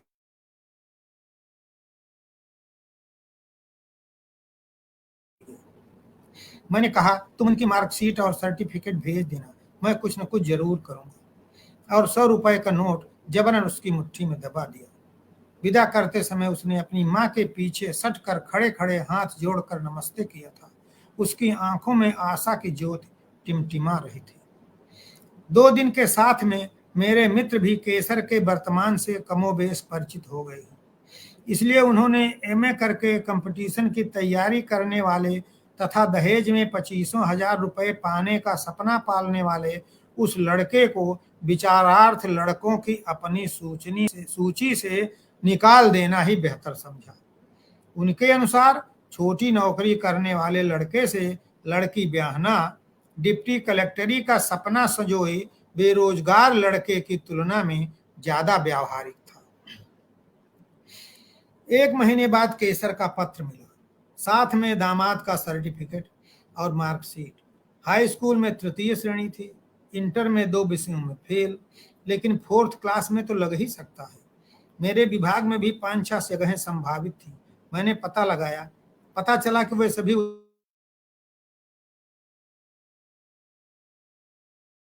उच्च अधिकारियों के कैंडिडेट्स के घर 4 साल से बर्तन मल रहे थे, किसी के घर 6 साल से। मैं ढीला पड़ गया। केसर को लिख दिया कि प्रयास कर रहा हूं, घबराना नहीं। महीने भर बाद फिर उसका पत्र आया। मेरे जिले में सीजनल अमीनों की भर्ती हो रही थी। रिक्तियां काफी थी, कुछ अधिकारी परिचित भी थे, लेकिन अफवाह यह फैली थी कि कुछ दलाल छूटे हुए हैं, ले देकर सेट कर रहे हैं। इंटरव्यू वगैरह धोखा है। बहरहाल मैंने लड़के को बुलाकर इंटरव्यू दिला दिया, लेकिन जैसा कि पहले से ही आशंका थी, उसका चुनाव नहीं हो सका। 3-4 दिन रुक कर लड़का लौट गया। मन दुखी हो गया। सीजनल वाटरमैन का एक पद तो मेरे अपने ऑफिस में भी था, जिसकी नियुक्ति मुझे ही करनी थी, लेकिन इतने नजदीकी रिश्तेदार को अपने ही कार्यालय में वाटरमैन लगाना किसी दृष्टि से उचित नहीं लग रहा था। सीजनल वाटर 5-6 महीने बीतने के बाद एक दिन फिर केसर का पत्र आया। उसने पत्नी से गुड्डी का पता मांगा था। उसे पता था कि गुड्डी की शादी आईएएस लड़के से हुई है, जिसके हाथ में सैकड़ों नौकरियां रहती हैं। शायद गुड्डी से वह अपने पति के लिए नौकरी दिलाने की विनती करना चाहती थी, लेकिन गुड्डी के पापा का ट्रांसफर उसी साल देहरादून के लिए हो गया था। अब पता नहीं कहाँ है, वही बता सकते थे कि उनकी बेटी दामाद इस समय कहाँ पोस्टेड है। केसर के इस पत्र का उत्तर उसे नहीं दिया जा सका, लेकिन मेरे हृदय पटल पर एक बार फिर उसका आंचल से मुंह ढक कर फफकना कौंध गया। सचमुच केसर के लिए कुछ न कुछ करना है। मैं कई दिनों से बेचैन रहा, फिर 1-2 जगह बात चलाई, लेकिन निष्फल, और समय के साथ वह संवेदना फिर कुंद पड़ती गई। पहली बार केसर मेरे घर आई तब सिर्फ 10-11 साल की थी। इसी साल उसने दर्जा 5 पास किया था और इतनी कम उम्र में गांव पर पूरे घर का खाना बना लेती थी। पत्नी को डिलीवरी होने वाली थी और उनकी सहायता के लिए किसी स्त्री का होना आवश्यक था। केसर की गर्मी की छुट्टियां थी। किसी और के उपलब्ध न होने के कारण पत्नी ने केसर को बुला लिया था। वह पहली बार गांव से बाहर निकली थी। शहर की चीजें आंखें फाड़ कर देखती, चलते हुए टेबल फैन के सामने खड़ी हो मुंह खोलकर हवा को पेट में भरने और जीभ को ठंडा करने का प्रयास करते हुए आनंदित होती थी। बिजली से पानी गर्म हो जाना, बिना धुआं धक्कड़ के गैस के चूल्हे पर खाना पक जाना, सीटी मारने भाप उगलने वाला कुकर, बिना मेहनत के टोंटी घुमाते ही बाल्टी भर देने वाला नल, सब उसे अजगुत अजगुत लगते। और 4-5 दिन में ही उसने घर के बच्चों को एक करिश्मा दिखाया। तेजी से चलते टेबल फैन के ब्लेड के जॉइंट पर वह उंगली दबाती और चलता हुआ पंखा रुक जाता। बच्चों को बताती कि मंत्र के जोर से उसने पंखे की बिजली को बांध दिया है। बच्चे हैरत से देखते। पहली बार उसे सैंडल और मोजे मिले तो उन्हें पहनकर पैर पटकते हुए सारे दिन कॉलोनी में घूमती फिरी। स्कूल खुले तो यूनिफॉर्म पहनकर स्कूल जाते बच्चों को देखती रह जाती। गांव के अभाव, नियंत्रण और आर्थिक संयम में पला बचपन यहाँ की स्वतंत्रता और सहज उपलब्धि देखकर आह्लादित था। जल्दी ही जादू, मंत्र, गंवई विश्वास और मान्यताओं का हवा खड़ा करके बच्चों के दिल दिमाग पर उसने कब्जा कर लिया। मेरी बच्चियों के कान तो छिदे थे लेकिन नाक नहीं छिदवाई गई थी। एक दिन सबने जिद की कि वह नाक भी छिदवाएंगे। बाद में पता चला कि केसर ने सबको यह कहकर डरा दिया था कि जिस लड़की का नाक कान दोनों नहीं छिदा होगा वह अगर मर गई तो उसके नाक कान जमराज के दूत खंभे में बांधकर लोहे की लाल छड़ से छेदेंगे। अपनी बुद्धि कौशल से वह हमजोलियों की तमाम चीजें शर्त में जीत रही थी। हर बात पर शर्त। घंटी बजाने वाला आगंतुक ड्राइवर है या अर्दली, आज शाम बिजली गुल होगी कि नहीं, इन बातों पर उन्हीं चीजों की शर्त लगाती जो उसके पास नहीं होती थी। और शर्त भी एक तरफा, जैसे यदि बिजली गुल हुई तो वह हारने वाले की पेन ले लेगी, लेकिन नहीं गुल हुई तो वह नहीं लेगी। बस यह नहीं कि अपनी पेन दे देगी, क्योंकि उसके पास पेन है ही नहीं। और जो चीजें उसके पास आ जाती उन्हें वह शर्त से बाहर करती जाती। इस तरह मात्र 1.5-2 महीने की अल्प अवधि में उसने जाने कितनी गुड़िया, pen, pencil, rubber, cutter, copy, colour box, hair pin, clip वगैरह बटोर लिए थे। और एक बार जो चीज उसकी हो गई उसके खोने या दूसरे के हाथ में पड़ने का तो सवाल ही नहीं था। पत्नी कहती, पूरी गिरथिन होगी यह लड़की, चुन चुन कर अपना घर भरेगी, जहां से जो पाएगी हड़पेगी। हड़पेगी क्या खाक, मैं उसे चिढ़ाता, इसकी शादी में टूटी चारपाई और बूढ़ी गाय दी जाएगी दहेज में। मैं आपकी यही जीप लेकर जाऊंगी जी मौसा जी, वह कहती। सबसे ज्यादा सम्मान वह जीप के ड्राइवर को देती थी। सवेरे उसके आते ही चाय ले जाकर उसे देती, फिर पूछती, चाचा आज हमें जीप में घुमाइबा? हाँ बिटिया, काहे नहीं घुमाएंगे, तुम जब जब चाय पिलाओगी हम घुमाएंगे। केसर नाम का चुनाव भी उसने खुद किया। पहले उसका नाम था केस कुमारी। पुकारने के लिए संक्षिप्त नाम केशा प्रयोग में आता था। एक दिन किसी आगंतुक ने उससे नाम पूछा और केशा के बजाय केसर सुन लिया। तारीफ कर दी, वाह कितना सुंदर नाम है, केसर कस्तूरी, रूप और गंध दोनों एक साथ, किसने रखा इतना अर्थवान नाम इस बाल सुंदरी का? आगंतुक ने उसका मुखड़ा दोनों हथेलियों में थाम कर पूछा। तत्काल केशा ने केसर को पकड़ लिया। खड़ी बोली तो 15-20 दिन में ही बोलने लगी थी। कॉलोनी में रहते हुए अल्प समय में वह अधिकारियों के छोटे बड़े ओहदे, उनके अधिकारों और सुविधाओं से अपनी बाल बुद्धि के अनुरूप अवगत हो गई। एक बार एक ट्रेनी डिप्टी कलेक्टर लड़की घर पर मिलने आई। केसर को पता चला तो वह अविश्वास के साथ बड़ी देर तक पर्दे की आड़ से उसे ताकती रही। फिर जैसे अपना संदेह मिटाने के लिए पास जाकर नमस्ते किया और पूछा, आप डिप्टी साहब हैं?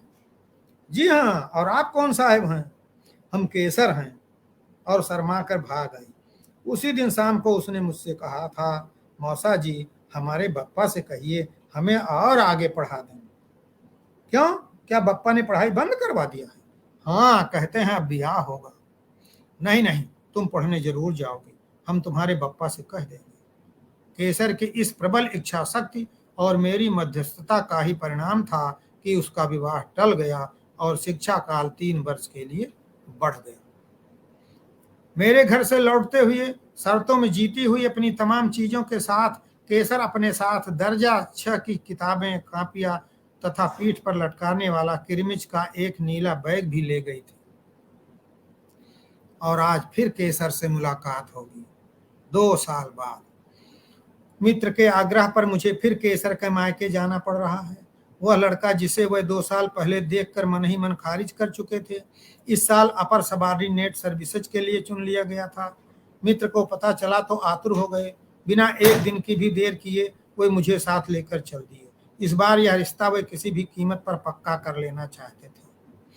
केसर की मां से पता चला कि केसर अपनी ससुराल में है उसका पति पास के एक भट्ठे पर इसी दशहरे से मुंशीगिरी करता है। केसर को लड़की पैदा हुई थी जो 2 महीने की होकर पिछले हफ्ते गुजर गई। उसके अब्बा अगले दिन उसकी विदाई कराने जा रहे थे। उन्होंने मुझसे भी साथ चलने का आग्रह किया।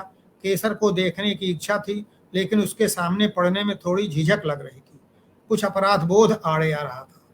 लेकिन शाम को पता चला कि दहेज की रकम घटवाने के लिए मित्र को लड़के के बाप के दरवाजे पर अभी एक दिन और जमना पड़ेगा। तो मैं भी केसर की ससुराल जाने को तैयार हो गया। हम दोनों 2 साइकिलों पर चले।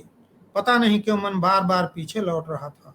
नहर, डहर और घुमाव वाले ऊंचे नीचे रास्ते पर आगे पीछे चलते हुए मैंने अपने आप को गुनगुनाते हुए पाया।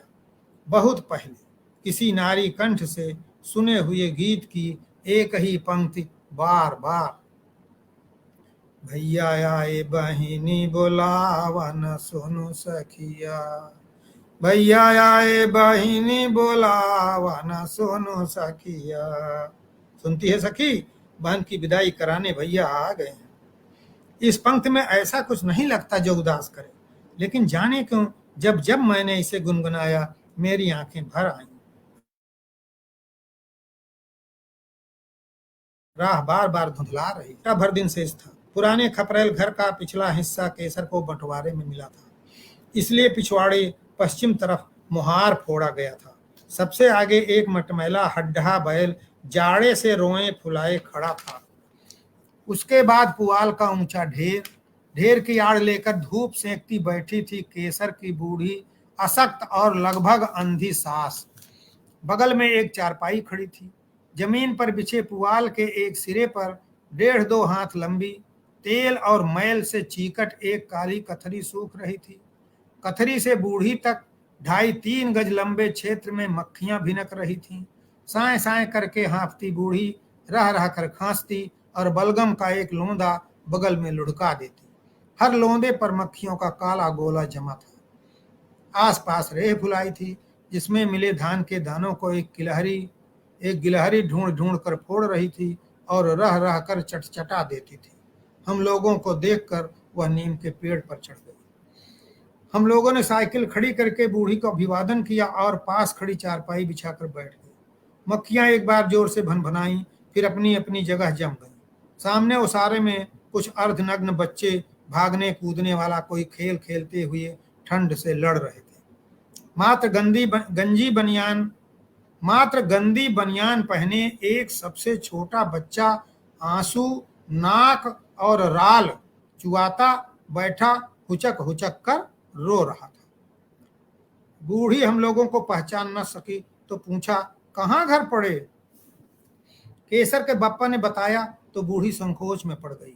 घुटने तक मुड़ी धोती को खींचकर पैर ढांपने लगी। घर परिवार का हालचाल पूछा, फिर नातिन की याद करके रोने लगी। खेलते बच्चों ने आकर घेर लिया। मैंने देखा बूढ़ी वही स्वेटर पहने थी जिसे 4 साल पहले पत्नी ने केसर को दिया था। तब तक केसर पड़ोस से कलछुल में आग लेकर लौटी। हम लोगों को पहचाना तो घूंघट उठा दिया। आग ओसारे के चूल्हे में रखकर मेरे पैरों से लिपट गई। फिर तो जो कारण करके और हिचक हिचक कर रोना शुरू किया उसने कि उसकी पीठ से कलेजा दहकने लगा। अरे आ मोरे पापा, हमारी सुधिया बुलाने मोरे पापा। झरझर झरते आंसू से मोजा भीगने लगा। बिलाप की कातरता ने अड़ोस पड़ोस की औरतों को खींच लिया। भीड़ बढ़ने लगी। लगा जैसे बिलाप करती केसर ताना मार रही थी कि मेरे बप्पा तो गरीब थे, असमर्थ थे, लेकिन आपको तो ऊपर वाले ने समर्थ बना दिया था। आप तो मेरे लिए कुछ कर सकते थे। जितने दिन मौका मिला आपकी सगी बेटी से बढ़कर मैंने आपकी सेवा की थी। देना नहीं था तो मांग मांग किस मुंह से कहा था। एक बार मुंह खोलकर मांग लिया तो केसर के घर का रास्ता ही भूल गए। मेरी आंखें धारोधार बहने लगीं। सचमुच इस बेटी के लिए लग कर कुछ किया जा सकता था जो नहीं किया गया, बल्कि अपने साथ रखकर आराम और साधन संपन्नता की दुनिया से परिचय कराकर इसके दुख को और दुगना कर दिया मैंने। यह वह केसर नहीं थी जो पहले थी, यह तो उसका कंकाल मात्र थी। इस कनकनाती ठंड में मात्र नायलॉन की घिसी मटमैली साड़ी और सूती ब्लाउज में कांपती हुई। मैं बेचैन हो गया। किन शब्दों में धीरज बहाकर चुप कराऊं? मेरी पुत्री रे, केसर बेटी रे, चुप हो जा। मेरे बाद उसने बाप के पैर पकड़ लिए।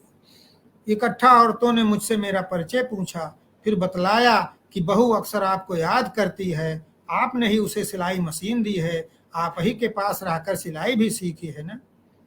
संयत होकर केसर ने परिवार के अड़ोस पड़ोस के एक एक सदस्य की कुशल स्वयं पूछी।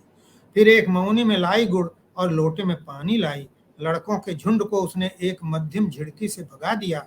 हम लोग लाई चबाने लगे। दो छोटी छोटी लड़कियों ने फिर आकर घेरा और मौनी में रखे गुड़ को एकटक घोरने लगी। केसर के बप्पा ने उन्हें थोड़ा थोड़ा लाई गुड़ देते हुए बताया, केसर की जेठानी की लड़कियां हैं।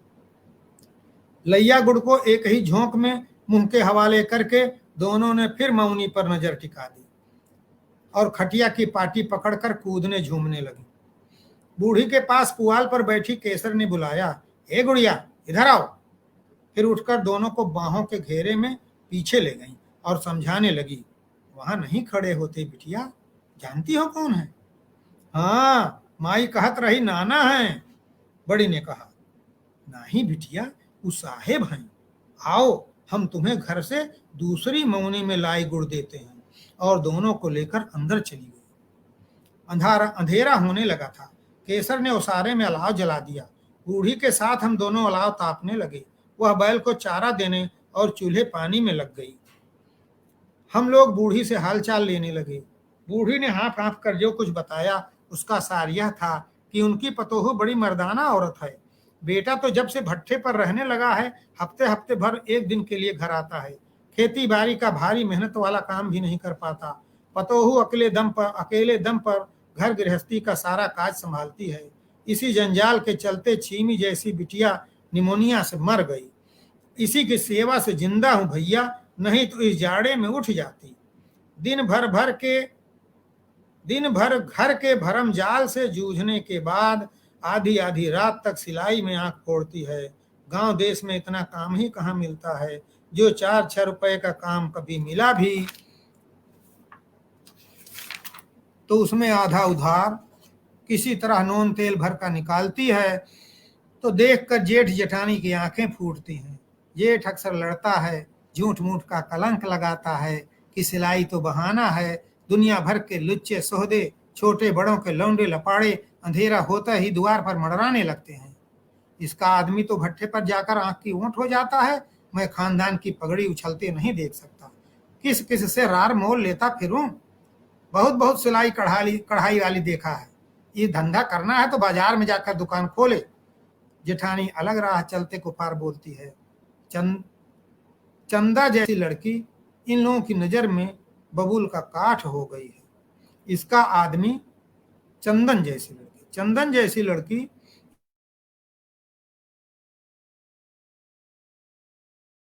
इन लोगों की नजर में बबूल। लेकिन कुफार सुनते सुनते अब वह भी कभी कभार सनक जाता है। किसी किसी दिन आधी रात में आकर दरवाजा खुलवाता है। हम लोग चुपचाप सुनते रहे। थोड़ी देर बाद केसर के बप्पा ने कहा, हम लोग केसर की विदाई कराने आए हैं बूढ़ी। जगह बदल जाएगी तो बिटिया के मन में बैठी बेटी की मौत की गांठ कुछ फटेगी। बूढ़ी चुप हो गई। कुछ देर चुप ही रही, फिर बोली। अब थोड़ी देर बाद केसर ने खाना लगा दिया। खाने में उसने आज मटर की पूरियां बनाई थी, तो इसे अभी तक याद है मेरी पसंद। केसर के बप्पा ने खाते खाते बात चलाई, हम लोग तुम्हारी विदाई कराने आए हैं बेटी।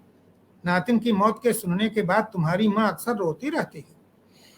केसर तुरंत कुछ नहीं बोली, चुपचाप पूरियां सेंकती रही। थोड़ी देर बाद उसके बप्पा ने फिर अपनी बात दोहराई, मेरा चलना अब कैसे हो पाएगा बप्पा। बूढ़ा बैल है, बूढ़ी सास है, इन्हें दाना पानी कौन देगा। क्यों, तुम्हारी कोई ननद नहीं आ जाएगी कुछ दिनों के लिए?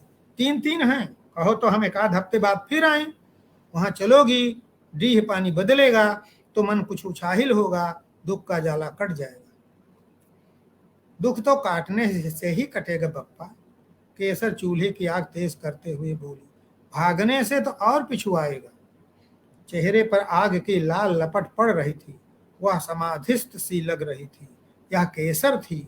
एक निश्चिंत निर्द्वंद खिलखिलाती बेटी की भूमिका से कितनी जल्दी दुख भूंजती पुरखिन के भूमिका में उतरना पड़ा था।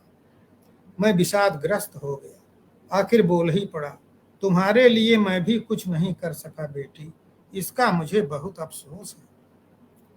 अरे नहीं पापा, केसर ने ताजी सिकी पूड़ी मेरी थाली में डालते हुए कहा, मेरी सोच में अपनी देह न गलाइएगा। जितने दिन आपकी बारी फुलवारी में खेलना खाना बदा था, खेले खाए। अब मेरा हिस्सा मुझे अलगिया मिल गया है, तो जैसा भी है उसे भोगना होगा, खेना होगा। माँ बाप जन्म के साथी होते हैं पापा, कर्म रेख तो सभी की न्यारी है।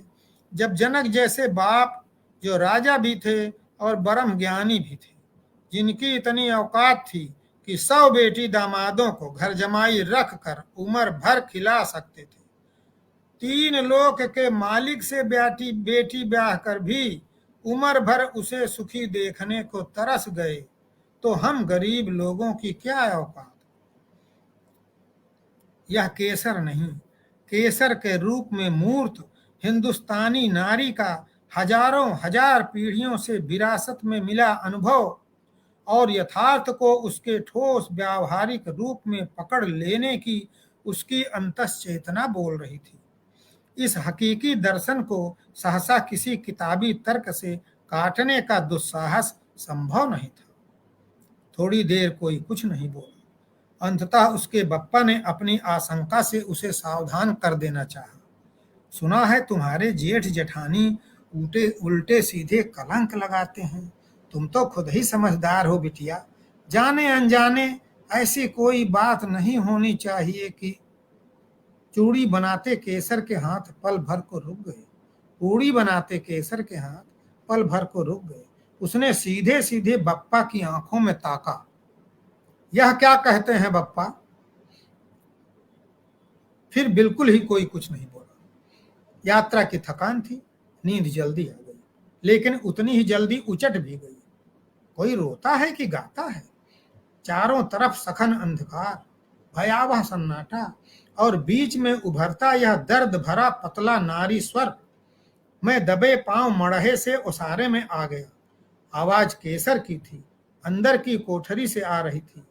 बलिया प्रवास के दौरान सुना करुण कवि धीरज का गीत, सीता का दर्द।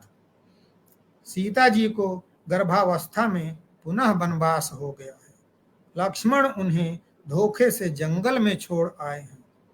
राजा जनक को खबर मिलती है तो अधीर हो जाते हैं।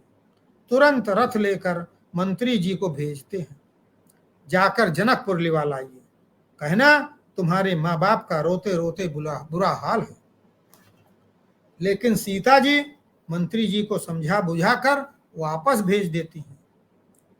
कहती हैं, मत रो मैं माई, मत रो मैं बपई, मत रो मैं माई, मत रो मैं बपई, मत रो मैं भैया जारी जी। अपने करमवा जरनी लिखाई लाए, अपने करमवा जरनी लिखाई लाए, का करी है बाप महतारी जी। अब मंत्री कैसे समझाएं कि बात केवल बेटी के दुख दर्द की ही नहीं है, इससे बाप की प्रतिष्ठा भी जुड़ी है। दुख अभाव के चलते या कैसे भी अगर बेटी का पैर कहीं ऊंचे नीचे पड़ गया, कोई ऐसी वैसी बात हो गई जिससे बाप की मूंछ नीची होती हो, तो क्या कहते हैं मंत्री जी? इसके माने बप्पा हमें अभी तक समझ ही नहीं सके। बप्पा से जाकर कहिएगा कि मोछिया तो हर बप्पा हेठ न होई है, मोछिया तो हर बप्पा हेठ न होई है, पगड़ी केहू न उतारी जी। अरे टूट ही मड़ैया में जिंदगी बितौबे, टूट ही मड़ैया में जिंदगी बितौबे, नहीं जाबे आन की दुआरी जी। भीतर जलती लालटेन के प्रकाश की पतली रेखा किवाड़ों की फांक से बाहर आ रही है। मैं अंदर झांकने का प्रयास करता हूं। एक हाथ में कैंची पकड़े सिलाई मशीन को आगे रखे बैठी है केसर। चेहरा सामने है, आंखें आंसुओं से भीगी, पलकें बंद। मशीन में एक अधसिला कपड़ा लगा है। मैं दबे पांव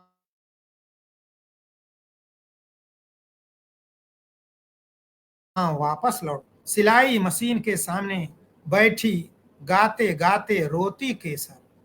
शर्त जीत कर छोटी छोटी चीजें बटोरती केसर। छत्राकार घाघरा फैलाकर नाचती केसर, खिलखिलाती केसर और बाप के कंधे को थपथपाकर आश्वस्त करती केसर कि नहीं जा बयान की दुआरी हो बपई, नहीं जा बयान की दुआरी। जी, बहुत बहुत शुक्रिया श्री मूर्ति जी। मित्रों, इस कहानी को जितनी बार सुनिए उतनी बार इस कहानी में डूबते चलिए, और हर बार श्री मूर्ति जी उसी भाव विह्वलता के साथ इस कहानी को पढ़ते हैं।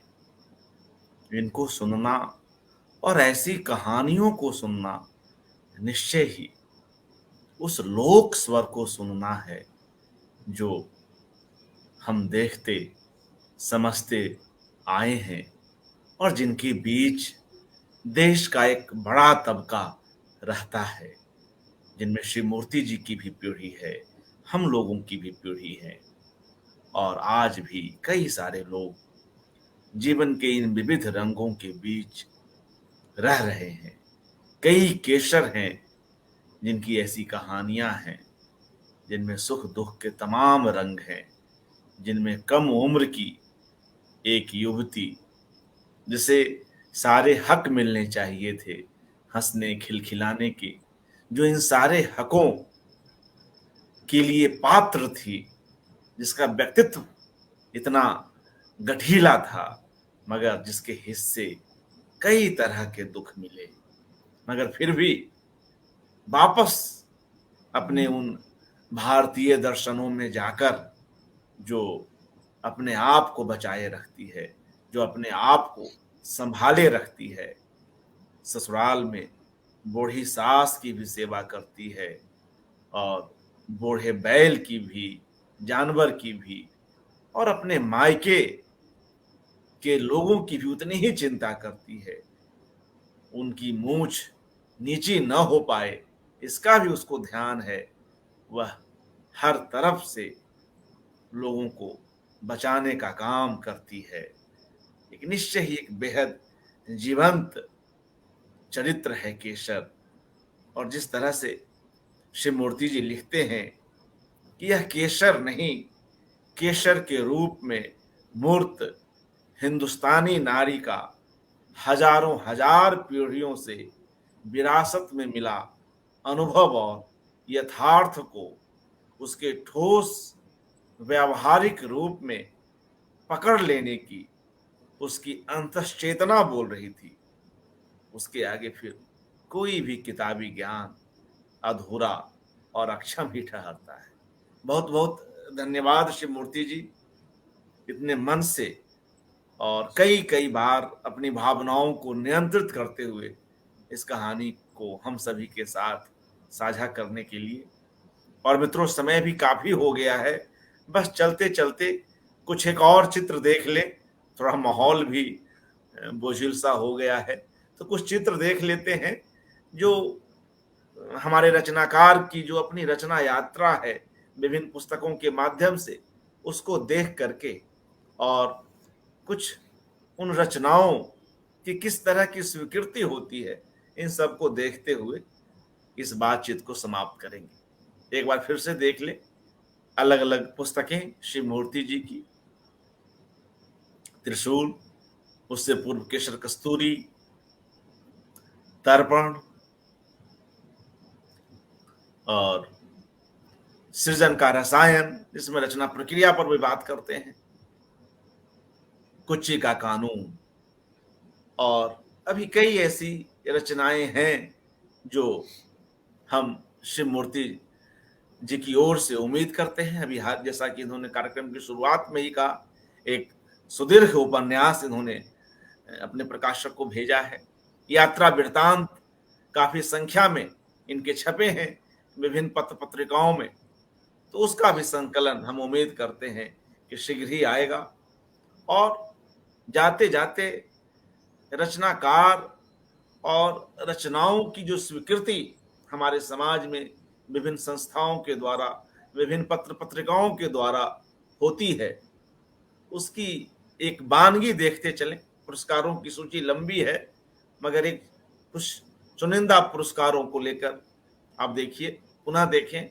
यह हंस सम्मान 1988 और फिर उसी की यह घोषणा हंस पत्रिका में यादव जी की ओर से, यह शिव मूर्ति जी को दूसरा सम्मान कथा क्रम का, और अवध भारती सम्मान 2010 में, सृजन पुरस्कार 2011 में, और यह लम्ही पत्रिका की ओर से दिया जाने वाला पुरस्कार, यह लखनऊ का जो एक पुरस्कार होता है वह, यह एक और खास पुरस्कार अमरावती सृजन पुरस्कार, और यह श्रीलाल शुक्ल स्मृति इफ्को साहित्य सम्मान। तो मित्रों, यह एक छोटी सी कोशिश हमारी ओर से कि हम इस अवसर पर शिव मूर्ति जी के कामों को कुछ और अधिक व्यवस्थित रूप में जान सकें और कुछ चित्रों के माध्यम से इस कार्यक्रम को रोचक बना सकें। और इन सब की कोशिश के मूल में तो यह बात ही थी कि हम पुनः अपने प्रिय रचनाकार से इस बेहद चर्चित, लोकप्रिय और समय सिद्ध कहानी केशर कस्तूरी का पाठ सुने, जो आज संभव हुआ। बहुत बहुत शुक्रिया शिव मूर्ति जी, आप इतने समय तक हमारे साथ बने रहे। और एक सवाल और आ गया है, इसे ले लेते हैं। लेखक उदय भानु पांडे जी पूछ रहे हैं कि आपने अपनी कहानियों में शोषण, उत्पीड़न, जातिवाद के विरुद्ध नारा बुलंद किया है, किंतु आपने उस घृणा को व्यक्तिगत, पर्सनल नहीं होने दिया।